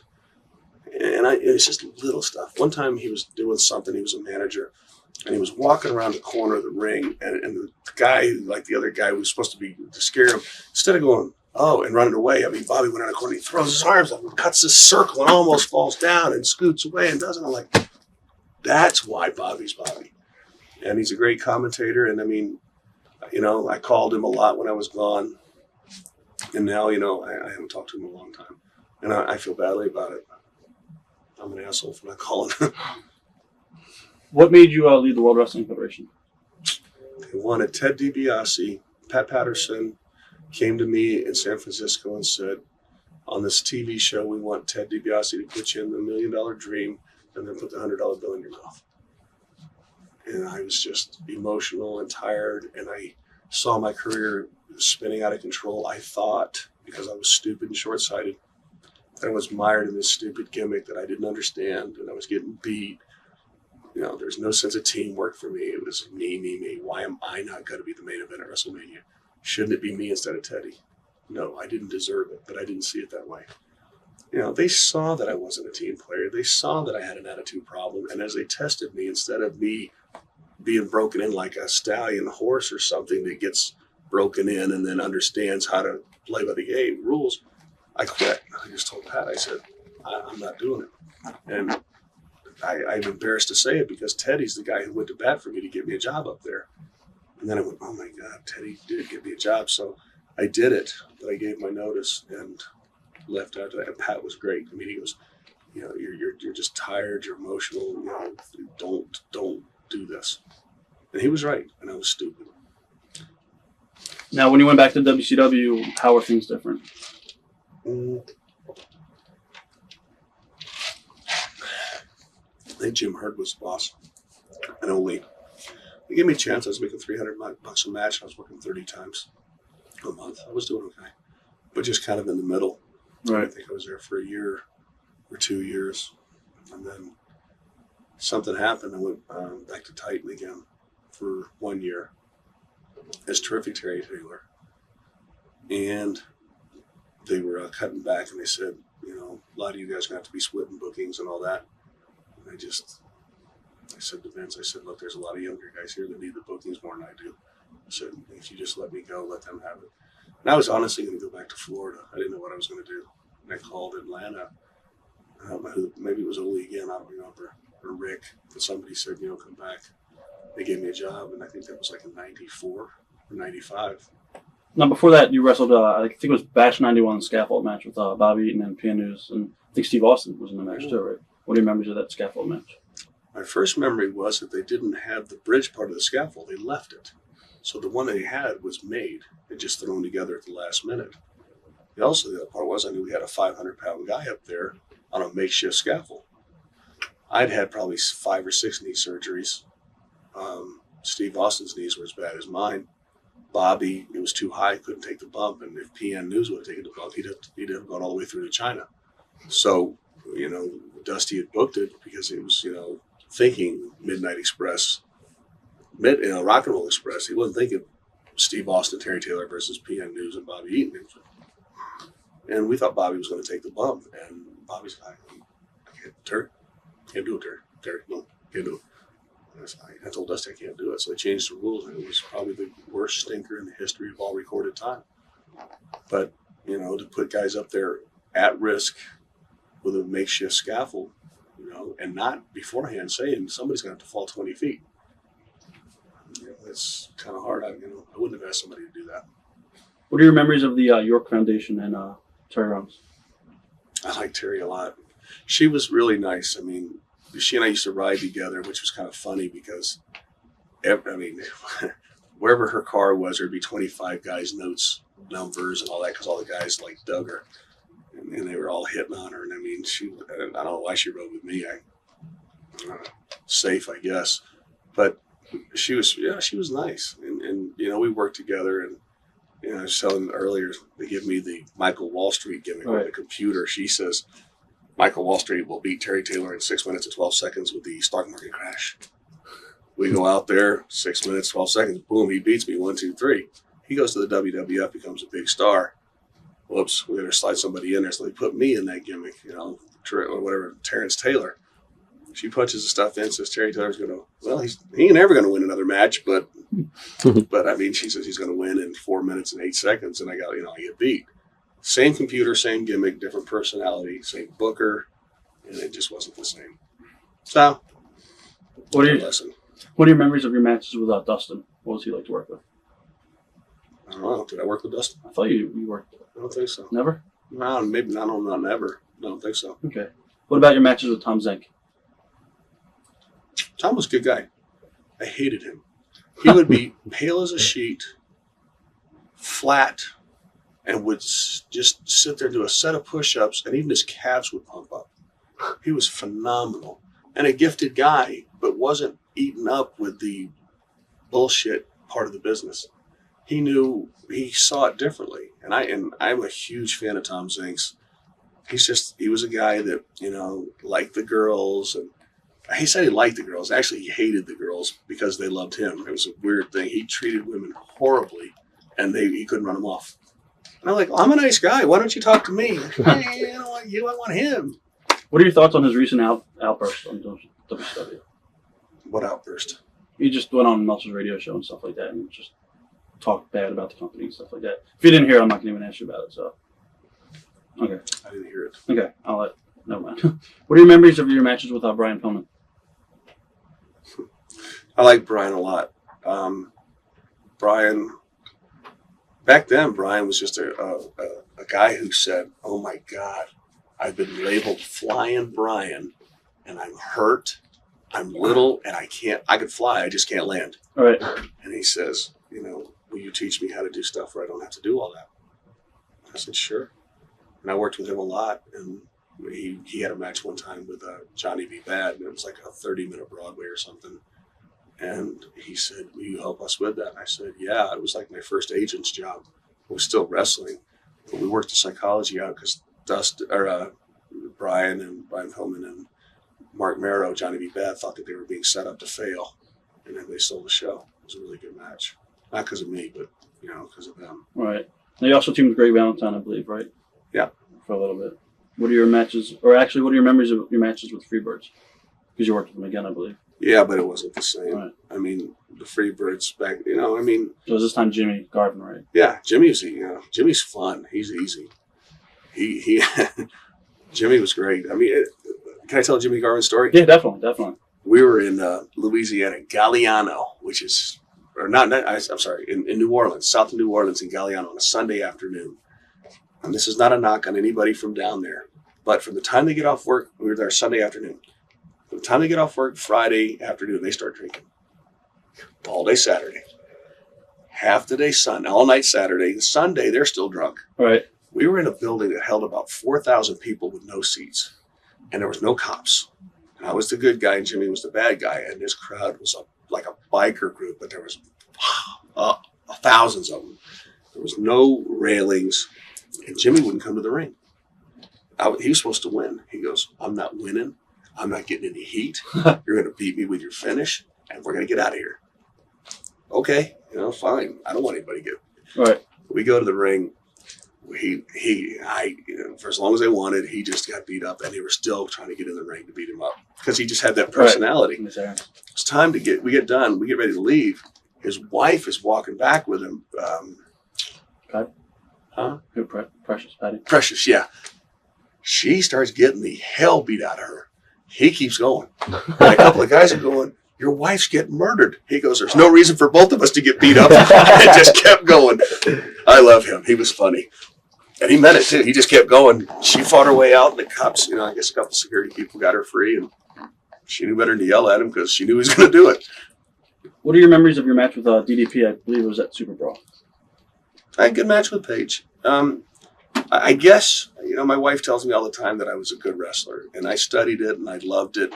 And it's so long ago, and we were so busy and worked so hard. I don't know if I was good or not, but Paige asked me, says, look, I'm going to be in the wrestling part of this. Will you work with me? He says, you can make me look good and you can teach me.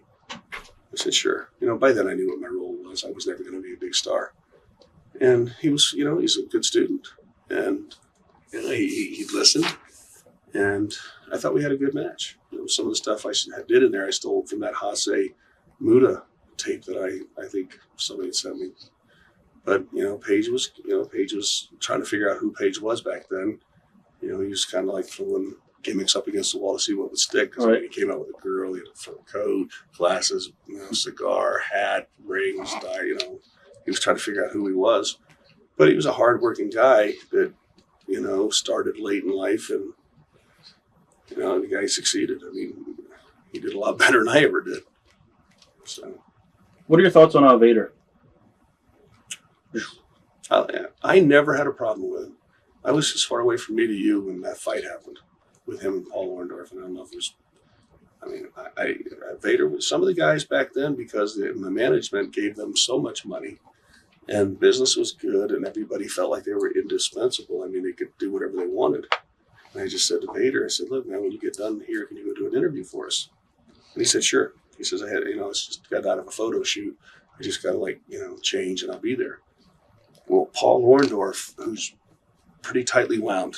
I mean, he's a good guy, but I mean, they invented Paxil for guys like Paul, which is a mood leveler. Paul, for some reason, I guess he thought that either Vader didn't come for a reason or something, but he went in there and just started, you fat tub of shit, prima donna, son of a blah, blah, blah. Vader was like, and I'm not saying Paul was wrong. I'm not saying he was right.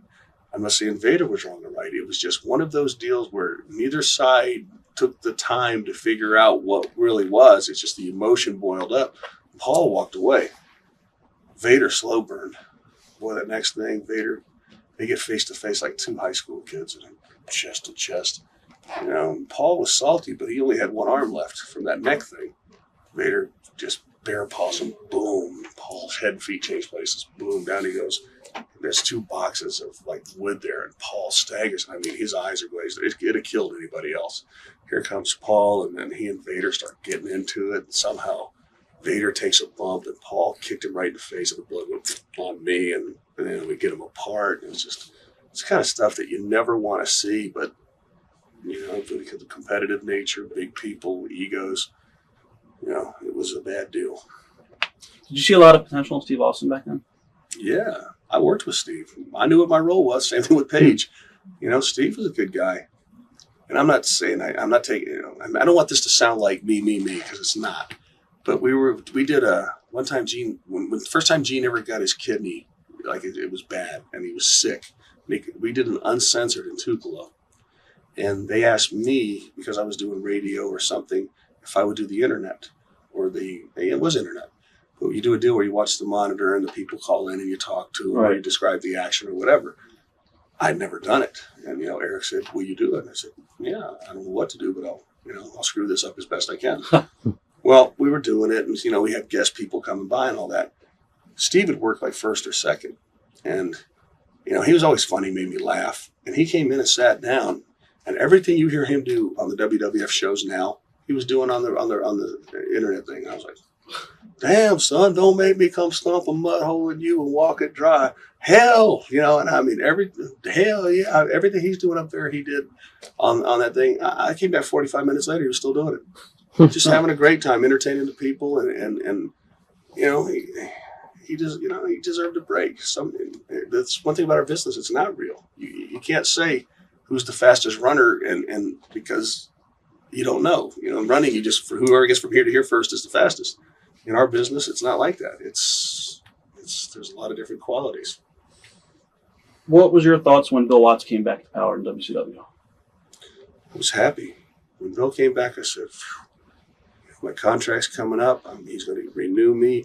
I was part of that package that helped make him a millionaire in Louisiana. And, he knows that I'll work hard, and I just know this is going to be good. What happened? He let me go. I was the first person he released. Why do you think that? Well, he told me, he says, you've been here too long. I said, I've been here 2 years. You had Rick and all the, and it doesn't matter what I thought. I couldn't believe it. That's why in this business, I never take anything for granted, ever. Every day's a gift. Now, from there, where did you go? Did you eventually come back as a non-worker and start with the office? No, when he let me go, that's when I went to the WWF my second time. I was wrong before. That's when I went. I think, was that 94? Yeah, I believe. I think it was 94. I went to the WWF for a year. Vince was nice enough to take me back, man, because I quit, or 3 years before that, because I was stupid, just walked out. Watts said, you've been here too long. He let Barn go, he let Bobby, and he brought him back, but cut their money and stuff. And the company was in a mess. They were losing money, and there was no incentive, and Bill did what he thought he had to do. Now, when you went to the World Wrestling Federation, how different was that, or was it the same old company? No, it was good. It was better. The business wasn't good, but it was still, the major leagues. And that's when a year in, I just said, you're cutting back. Go ahead and please let me go. And Vince McMahon said, yeah. And he said, no hard feelings. What were your initial impressions when Eric Bischoff took over WCW? I didn't know Eric. I knew he was an announcer. I didn't, my wife tells me I just kind of float through life because I don't examine things, because I got all these friends that just, examine things and pick it apart and spin these conspiracies. And I don't have time or the energy to do that. I guess I'm like an ostrich. Right. Just keep my ass up in the air and keep my head down. I don't know. I didn't know. And it didn't matter. I would have found out how he was going to be. I just didn't worry about it when he got hired. What are your thoughts on Kevin Sullivan? I think Kevin's real creative. I mean, when Kevin was booking, he was smart and he was sharp, and he had these wild ideas that were different for wrestling. He was the first guy to ever come up through the ring. I think it was Dusty and either Mulligan or Mark Lewin or Jake something. Roberts. Was that who it was in Lakeland? And he had 81, I think. cut the board, cut the mat and stuff. Right. Through, and some lady had a heart attack. I mean, Kevin was smart. I mean, he knew what to do. It's just sometimes dealing with the personalities and all that. And if the office isn't behind you 100%, it's very tough. And I think Kevin just got burnt out. Do you think that guys, as far as performers, should be able to book at the same time, or do you think it's bad for the business? I think anybody that's ever booked and worked will tell you that it's too hard. It's nice because you can put yourself on top and become this huge star, but we lose all sense of, being subjective and being able to just look at things and be objective. What are your thoughts on the rise and fall of the NWO? I mean, it was new to me and it was foreign when I was helping Kevin and Erich was saying, we're going to have these 3 or 4 or 5 guys hold off a roster of 50. I was horrified because we were doing Disney or Universal or something. And I know that Nash, Hall, Hulk, and maybe one other guy, maybe it was 6, were holding off every one of the WCW guys. And I know it was only the 4 horsemen and stuff, but this far into the angle, I was going, my God. But it worked. The people legitimately got mad and wanted somebody to be a savior. And here comes Goldberg. You couldn't, you can't have a God without a devil. Right. And the NWO got heat on a company when it was down, and that angle turned our business around, including the WWF. I mean, it made them work harder. Now, before you came back to WCW to book and stuff like that, I guess Vince wanted to give everybody contracts, was it? And that you were the only guy who didn't want to sign the contract to stay there? Is that why you left? No? It's not even close to true. Okay. See, Vince McMahon and I had a really good relationship. Russo, here I go again, not my fault, but I had a personality conflict with management in WCW and quit. I called Vince McMahon and he said, please come in. Right. That day. So on January 8th, I quit WCW and started with the WWF 5 minutes later. And Vince McMahon, who owns the company, didn't tell Ed Ferrara or Vince Russo that I was part of the writing team. I just showed up the next day, and Russo went, hey, we were beating the pants off WCW. We've got a great product. We got a good chemistry. If it ain't broke, why is he here? What year is this? 99. Okay. That's the year I was up in the WWF. And Vince Russo, I think he was right. I mean, I had wrestling knowledge. I understood the psychology of why you can do certain things and why you can't in the context of a wrestling product that Vince Russo didn't understand. And that's why Vince McMahon brought me in. But Vince McMahon didn't tell Russo that I was coming. And that was another one of those little situations that we had to work through. And we did. And I had fun up there. I had a great run. It's, there was other things to do, and Vince Russo wanted new talent. So, I'm responsible for Lita being up there, Trish Stratus, Kay Quick. So I hired a bunch of people that have actually moved into the system and did well, for the 3 months I was doing it. And Vince, the deal is because Russo and Ed left, and we had no writing team, Vince McMahon or Linda and Vince asked everybody to sign a loyalty pledge saying that they wouldn't leave for a year. Or if they left, they wouldn't work for WCW for a year, which I can't blame them. And they asked me I didn't know about it. And then I'd gone to TV Tuesday and I was working Wednesday and Thursday in Connecticut. And I usually flew back to Atlanta because my dad was sick. And Vince said I could stay in Atlanta as long as my dad was sick because I would fly back and forth. And Thursday afternoon, I got ready to leave, and Jim Ross comes walking in. I got along with Jim. I mean, he was good to me. He just said, Worden, which is what he called me. That's my middle name. He goes, Worden, you didn't sign your loyalty pledge. I said, well, may I talk to you? And we went into his office, and I just said, I don't have a contract here. I work here because you guys want me to and because I want to. If I sign this, I have no leverage. You guys could let me go, and I don't know how to do anything else. So me saying that, I'm not saying I won't sign it, Jim. What I'm asking is to talk to Vince to see if he feels like, what we should do as far as offering me a contract or something that if I'm going to give away a year of my life, I know I can work here this long or something. And he said, fine. So the next week I went to go talk to Vince, and a whole lot of things happened, and some people got in his ear and misled Vince, who was staying up all night trying to get the IPO going to sell, the public thing of the WWF. And he was tired, and the guys who didn't like me up there, and I'm not a perfect person. I do things wrong. I know that. But, I've never intentionally hurt anybody or tried to, get him fired.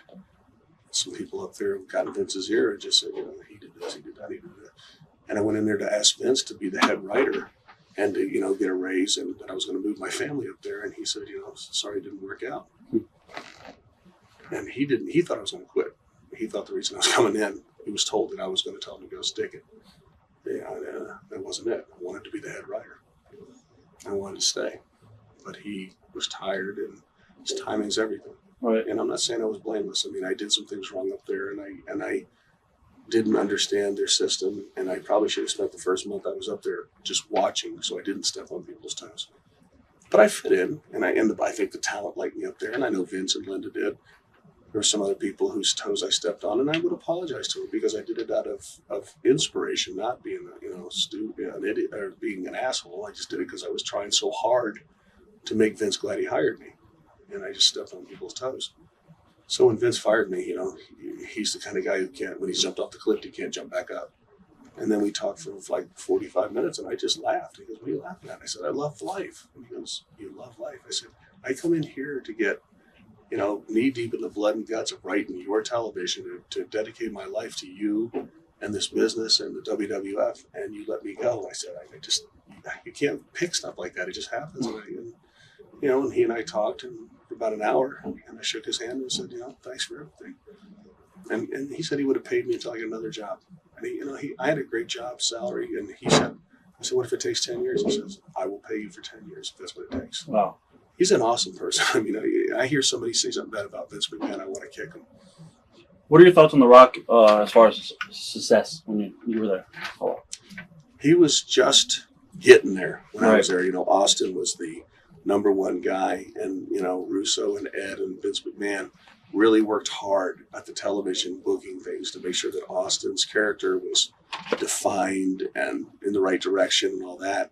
And they were starting to do that with The Rock, but by the time momentum had kicked in, The Rock was just awesome, and Mick Foley is a big reason for that.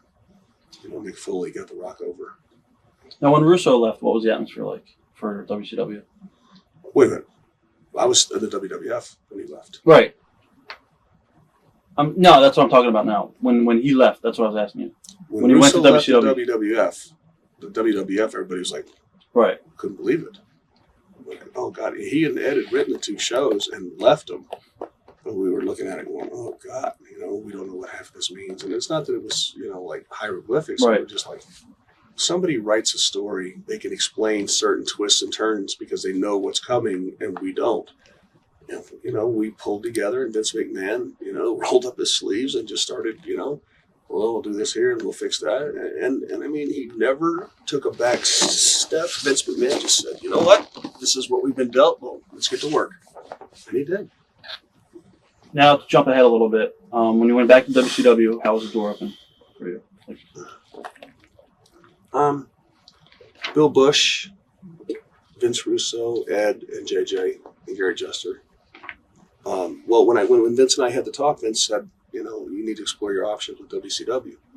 So I did. I called, and they said, you know, if you want to come back, we just got to check out a couple things, which part of my background and my record there to make sure everything was okay. But by then, Vince McMahon had said, you know, please come back. And I mean, he said, you can be a talent scout. He says, I'll pay you the same salary. You can do whatever you want. He says, we will gloss over these people that are upset with you and we'll work it out. And Linda said, you know, whatever. I mean, God, they were so good. And I mean, it just makes me sick when I hear people saying, no, the guy's a businessman. It's his money. It's his product.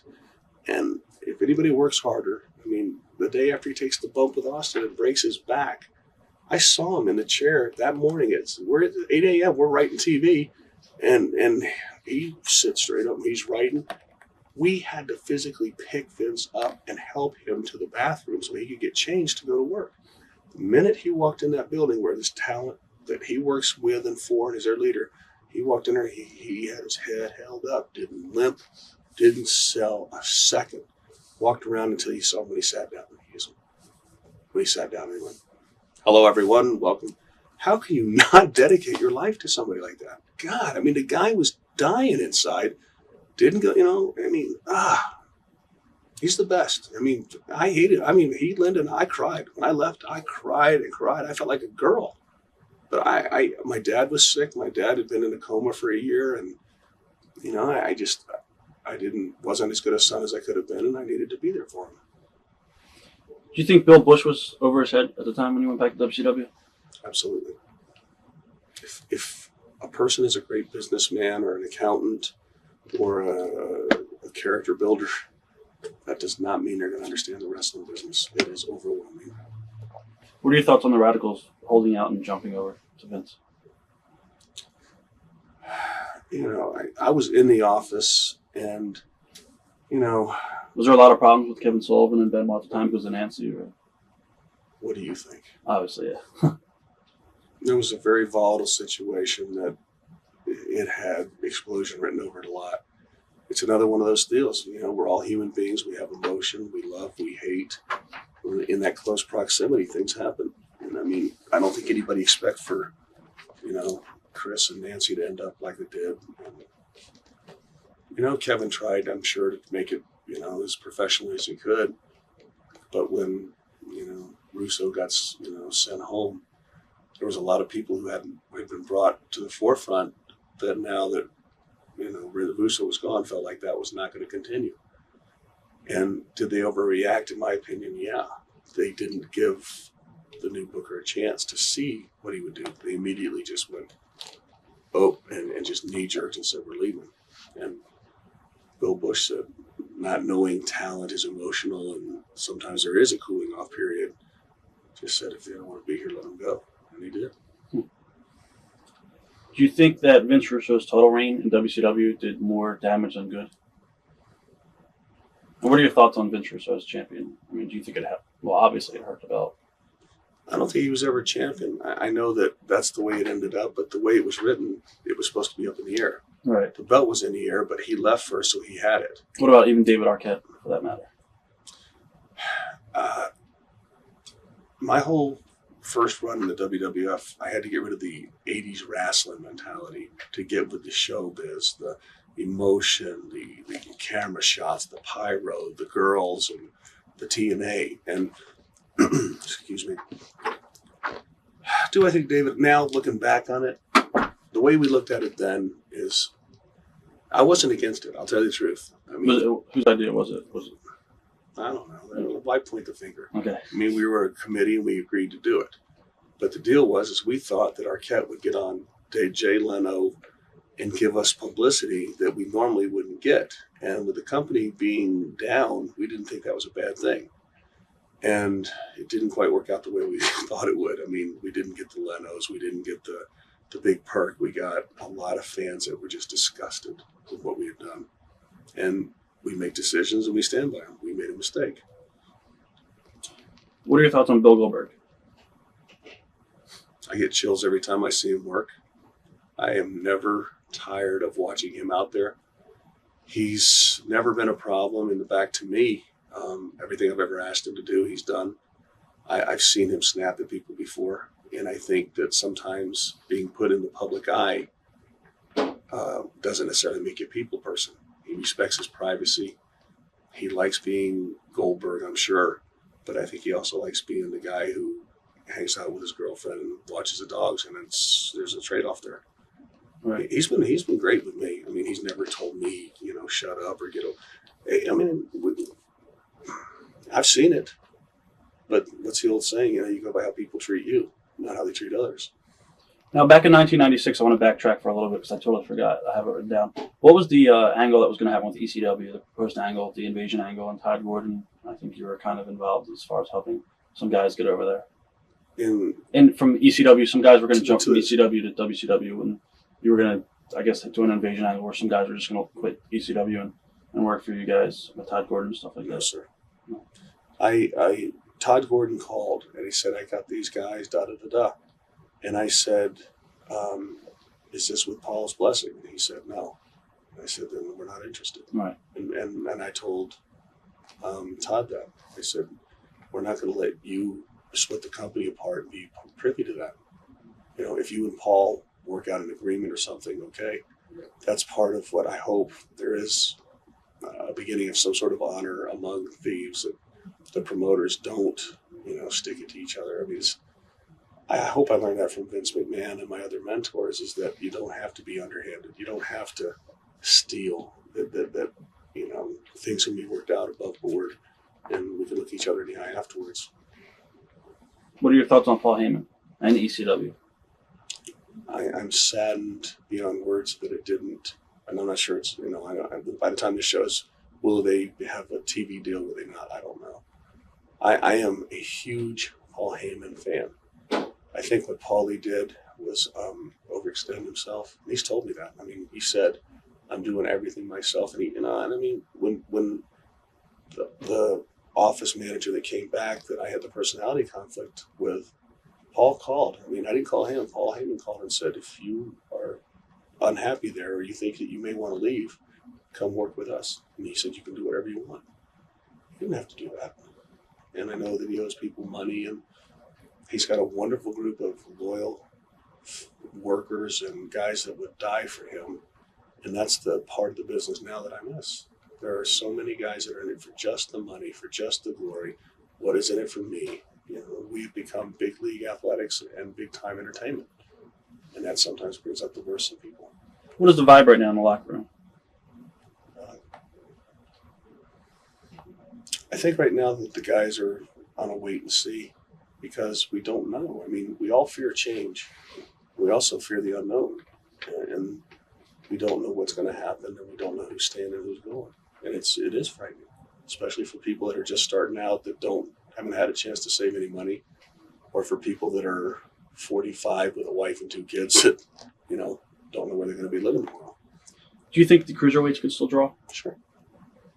What about Hulk Hogan? Do you think he could still be a draw to this business? Or I think he could be an attraction. I think Hulk, going back to what we talked about before, knew he had a bad knee, and he continued to keep going because he felt like he owed it to the other guys in the locker room to continue when his knee wouldn't allow him. And what he did is he destroyed his leg to try to keep the business going by carrying it on his own shoulders. And people will knock him and say, Hulk this, Hulk that. what does WCW need to do differently right now to change things around? If you were in charge, how would you turn things around? I don't know.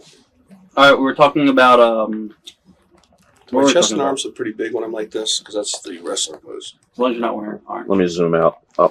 Orange. Orange, that just has his color, and you're doing his gimmick right there, so he might get pissed. He'll get over that. All right, do Ready. you ever want to step back inside the ring and wrestle again, or do you enjoy your role behind the scenes? Yes and yes. I mean, I would if it was somebody like Ricky Steamboat or Flair or some young guy that would listen, that wants to learn how to make the people feel instead of just have them knee-jerk react to big bumps. And this is, you didn't ask this, but the philosophy anymore, in my opinion, I don't think anybody cares, but it's like acting. In the movies, there are no great actors anymore. There isn't somebody that can take a whole scene by themselves and through their body language and inflection and their movements and performance make people feel. It's gone to Broken Arrow, where they steal nuclear weapons and computer-generated explosions and Jackie Chan's jumping from building to building. It isn't acting. It's a stunt show that's just overdone by either technology or anything but the pure form of what it was, which was performance by a human being putting himself in a role. If you could change things about the wrestling business, not WCW, but the whole business in whole, what would you do to change it? I think that the storyline stuff is good. People can say what they want about Russo. Russo is as creative as anybody has ever been. I mean, I used to compete with Russo, and my claim to fame was when I was in the position of writing the head writer at WCW, which I wasn't by myself, but ultimately, I mean, everything was my responsibility. The WWF never beat a show I wrote or that I was responsible for writing. Now, that is a real misleading statistic because their show was head and shoulders better than ours. It's just people hadn't changed their viewing habits yet. But, I mean, if I had to change anything, I think that we would get young. There's nothing needs to be changed. It's the talent that changes. And getting back to a move meaning something, that the person means something. The whole thing about professional wrestling, sports entertainment, WCW, whatever the term is evoking human emotion and being able to push a button emotionally when you want and make people feel a certain way. If you could start your own promotion, what 3 to 5 guys would you draft to be in your promotion? Anybody? Anybody. That's easy. Austin, Goldberg, this is no order, Rock, Triple H, and probably Hulk, because there are more account executives, more people in mainstream America that would say, I love Hulk. I grew up watching Hulk. And whether Hulk is out there with an artificial knee or whatever it is, everybody out there owes Hulk Hogan, because Hulk is the one, like Nolan Ryan, pushed the pay scale through the roof.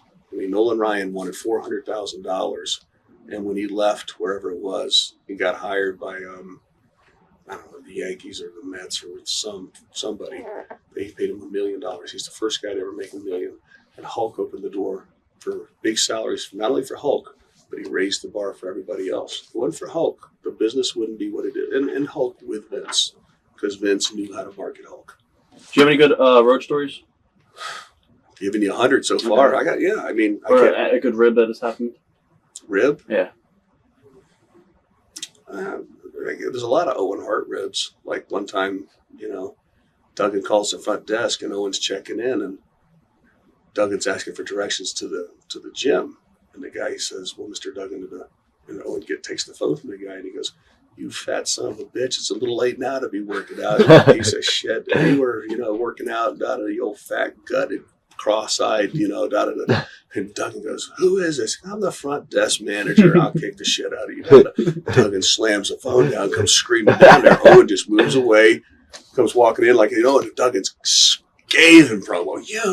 Dad. And the guys go, Owen walks in, "What's going on, Joe? What's going on?" And never told him. That's great. That's great. That's the kind of stuff. And Owen always did stuff like that. I mean, there's a lot of guys that were very subtle. Kurt Hennig is the best at starting huge conflicts. It's like the Three Stooges, right? They throw the first punch or whatever it is. You get into a big fight. This mass of humanity's fighting.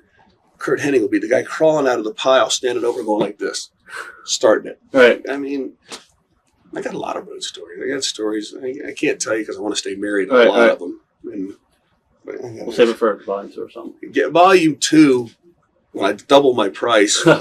$6 to $12. Right. I got a lot of them, and I'll actually take notice of them that I can actually tell. Cool. I was going to ask you earlier, and I just remembered, what happened between you and Scott Steiner? The night that we were in the jacuzzi and it was late and we were drinking? No, that was another night. Oh, you're talking about Norfolk, Virginia. Right. No, it was actually Lincoln, Nebraska. Norfolk was Kevin Nash. What happened was Bill Bush was in charge. Or no, he wasn't. It was Brad Siegel. Scott Steiner, who is very strong and very strong-willed, in his mind thought that I was sabotaging his career, and he thought that from a long time ago. It isn't true, but the way people can talk to Scotty, who enjoy like ribs and they enjoy watching other people squirm and human conflict, will get Scotty going, "He's doing it to you on purpose, Scotty. He's stirring you up." Scotty thought I was sabotaging his career. Well, Erich had left to go do something. And our main event on Thunder was going to be Scotty and somebody, but the person wasn't there, so we put Mike Awesome in there. And in an effort to make this show fresh and exciting and new and different, we were going to figure a way to have Cat, who was a heel at the time, cause Awesome to win, which would give Scotty as a babyface, a reason to, overcome. Well, I stayed away from Scotty all day because I could see him pacing like a caged lion. And Scotty doesn't have much of a poker face. He was in the mood, and I knew I was going to get it. I just didn't know when. Because I was in that position of I would say authority, but it's not authority. I was in the position of giving directions with I was a cop on a beat with no gun in the worst part of town. And when the time was right, I used to sit right at the gorilla position, which was right where the guys go through the curtain. And Scotty was going to go first and take Medeja and do his little, holler if you hear me promo and all that. Then we'd send Mike.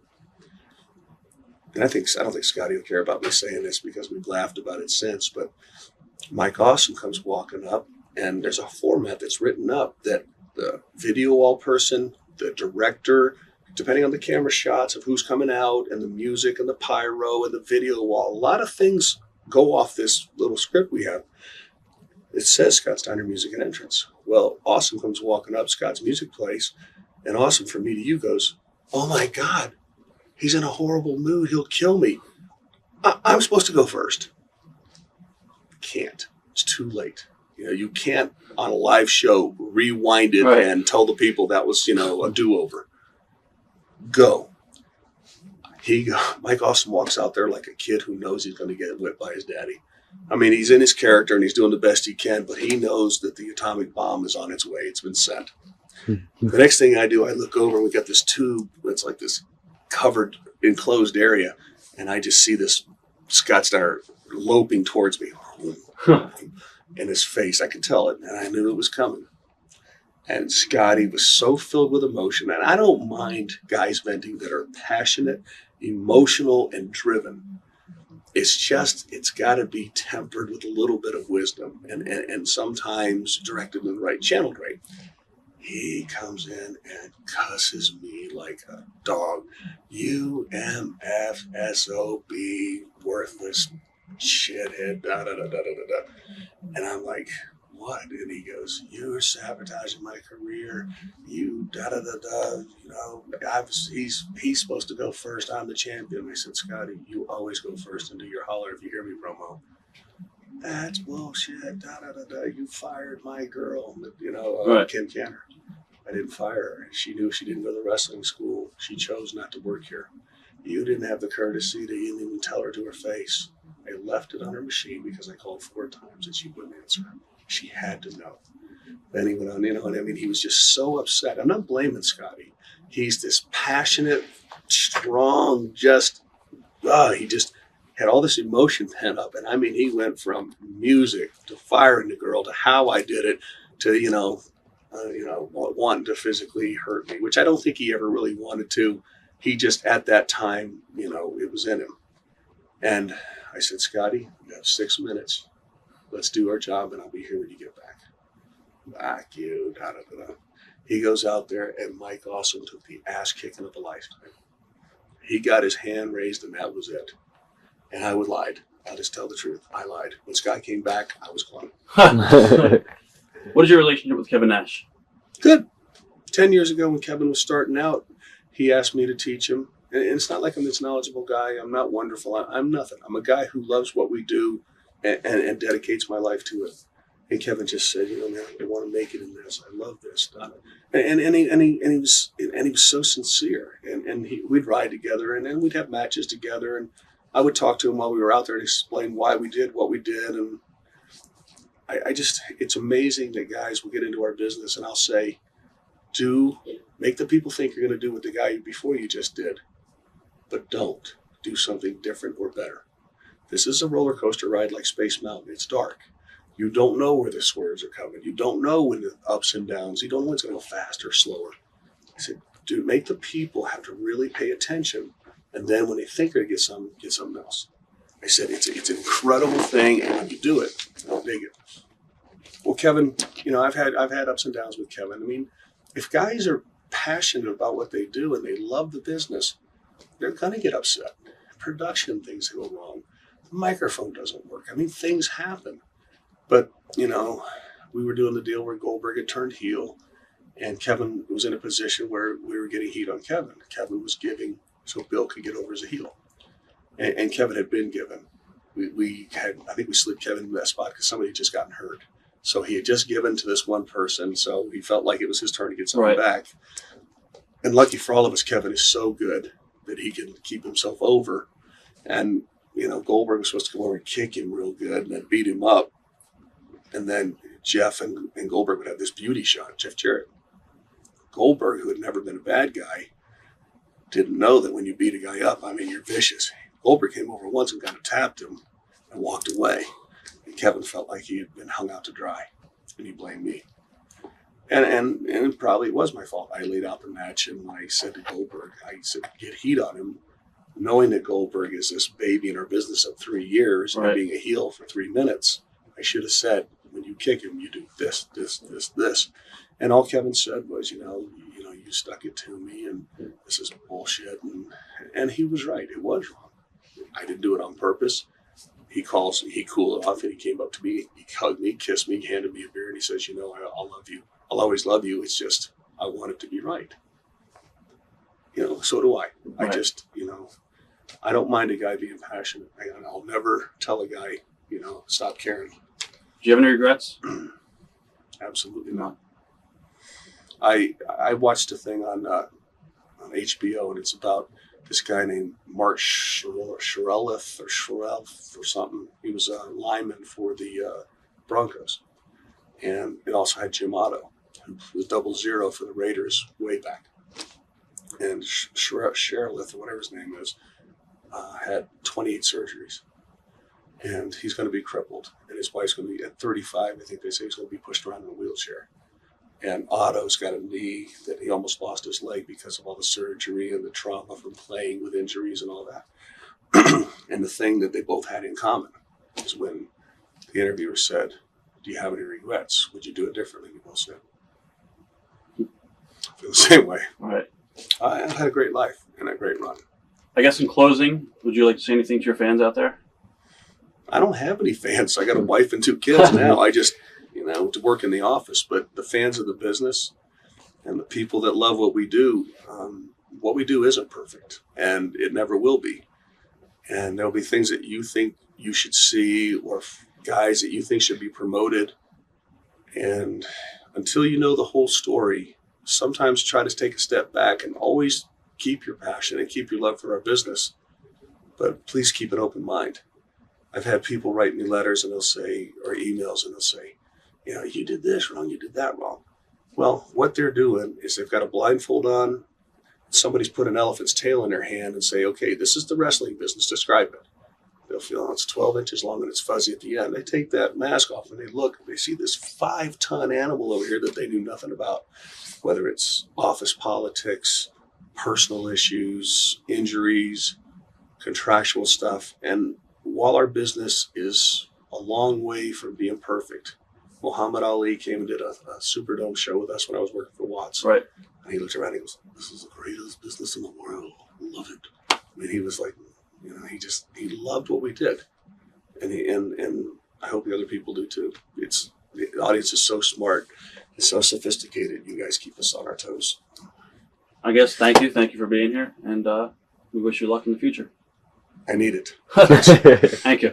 Thanks. Watch thousands of exclusive shoot interviews right now on TitleMatchNetwork.com.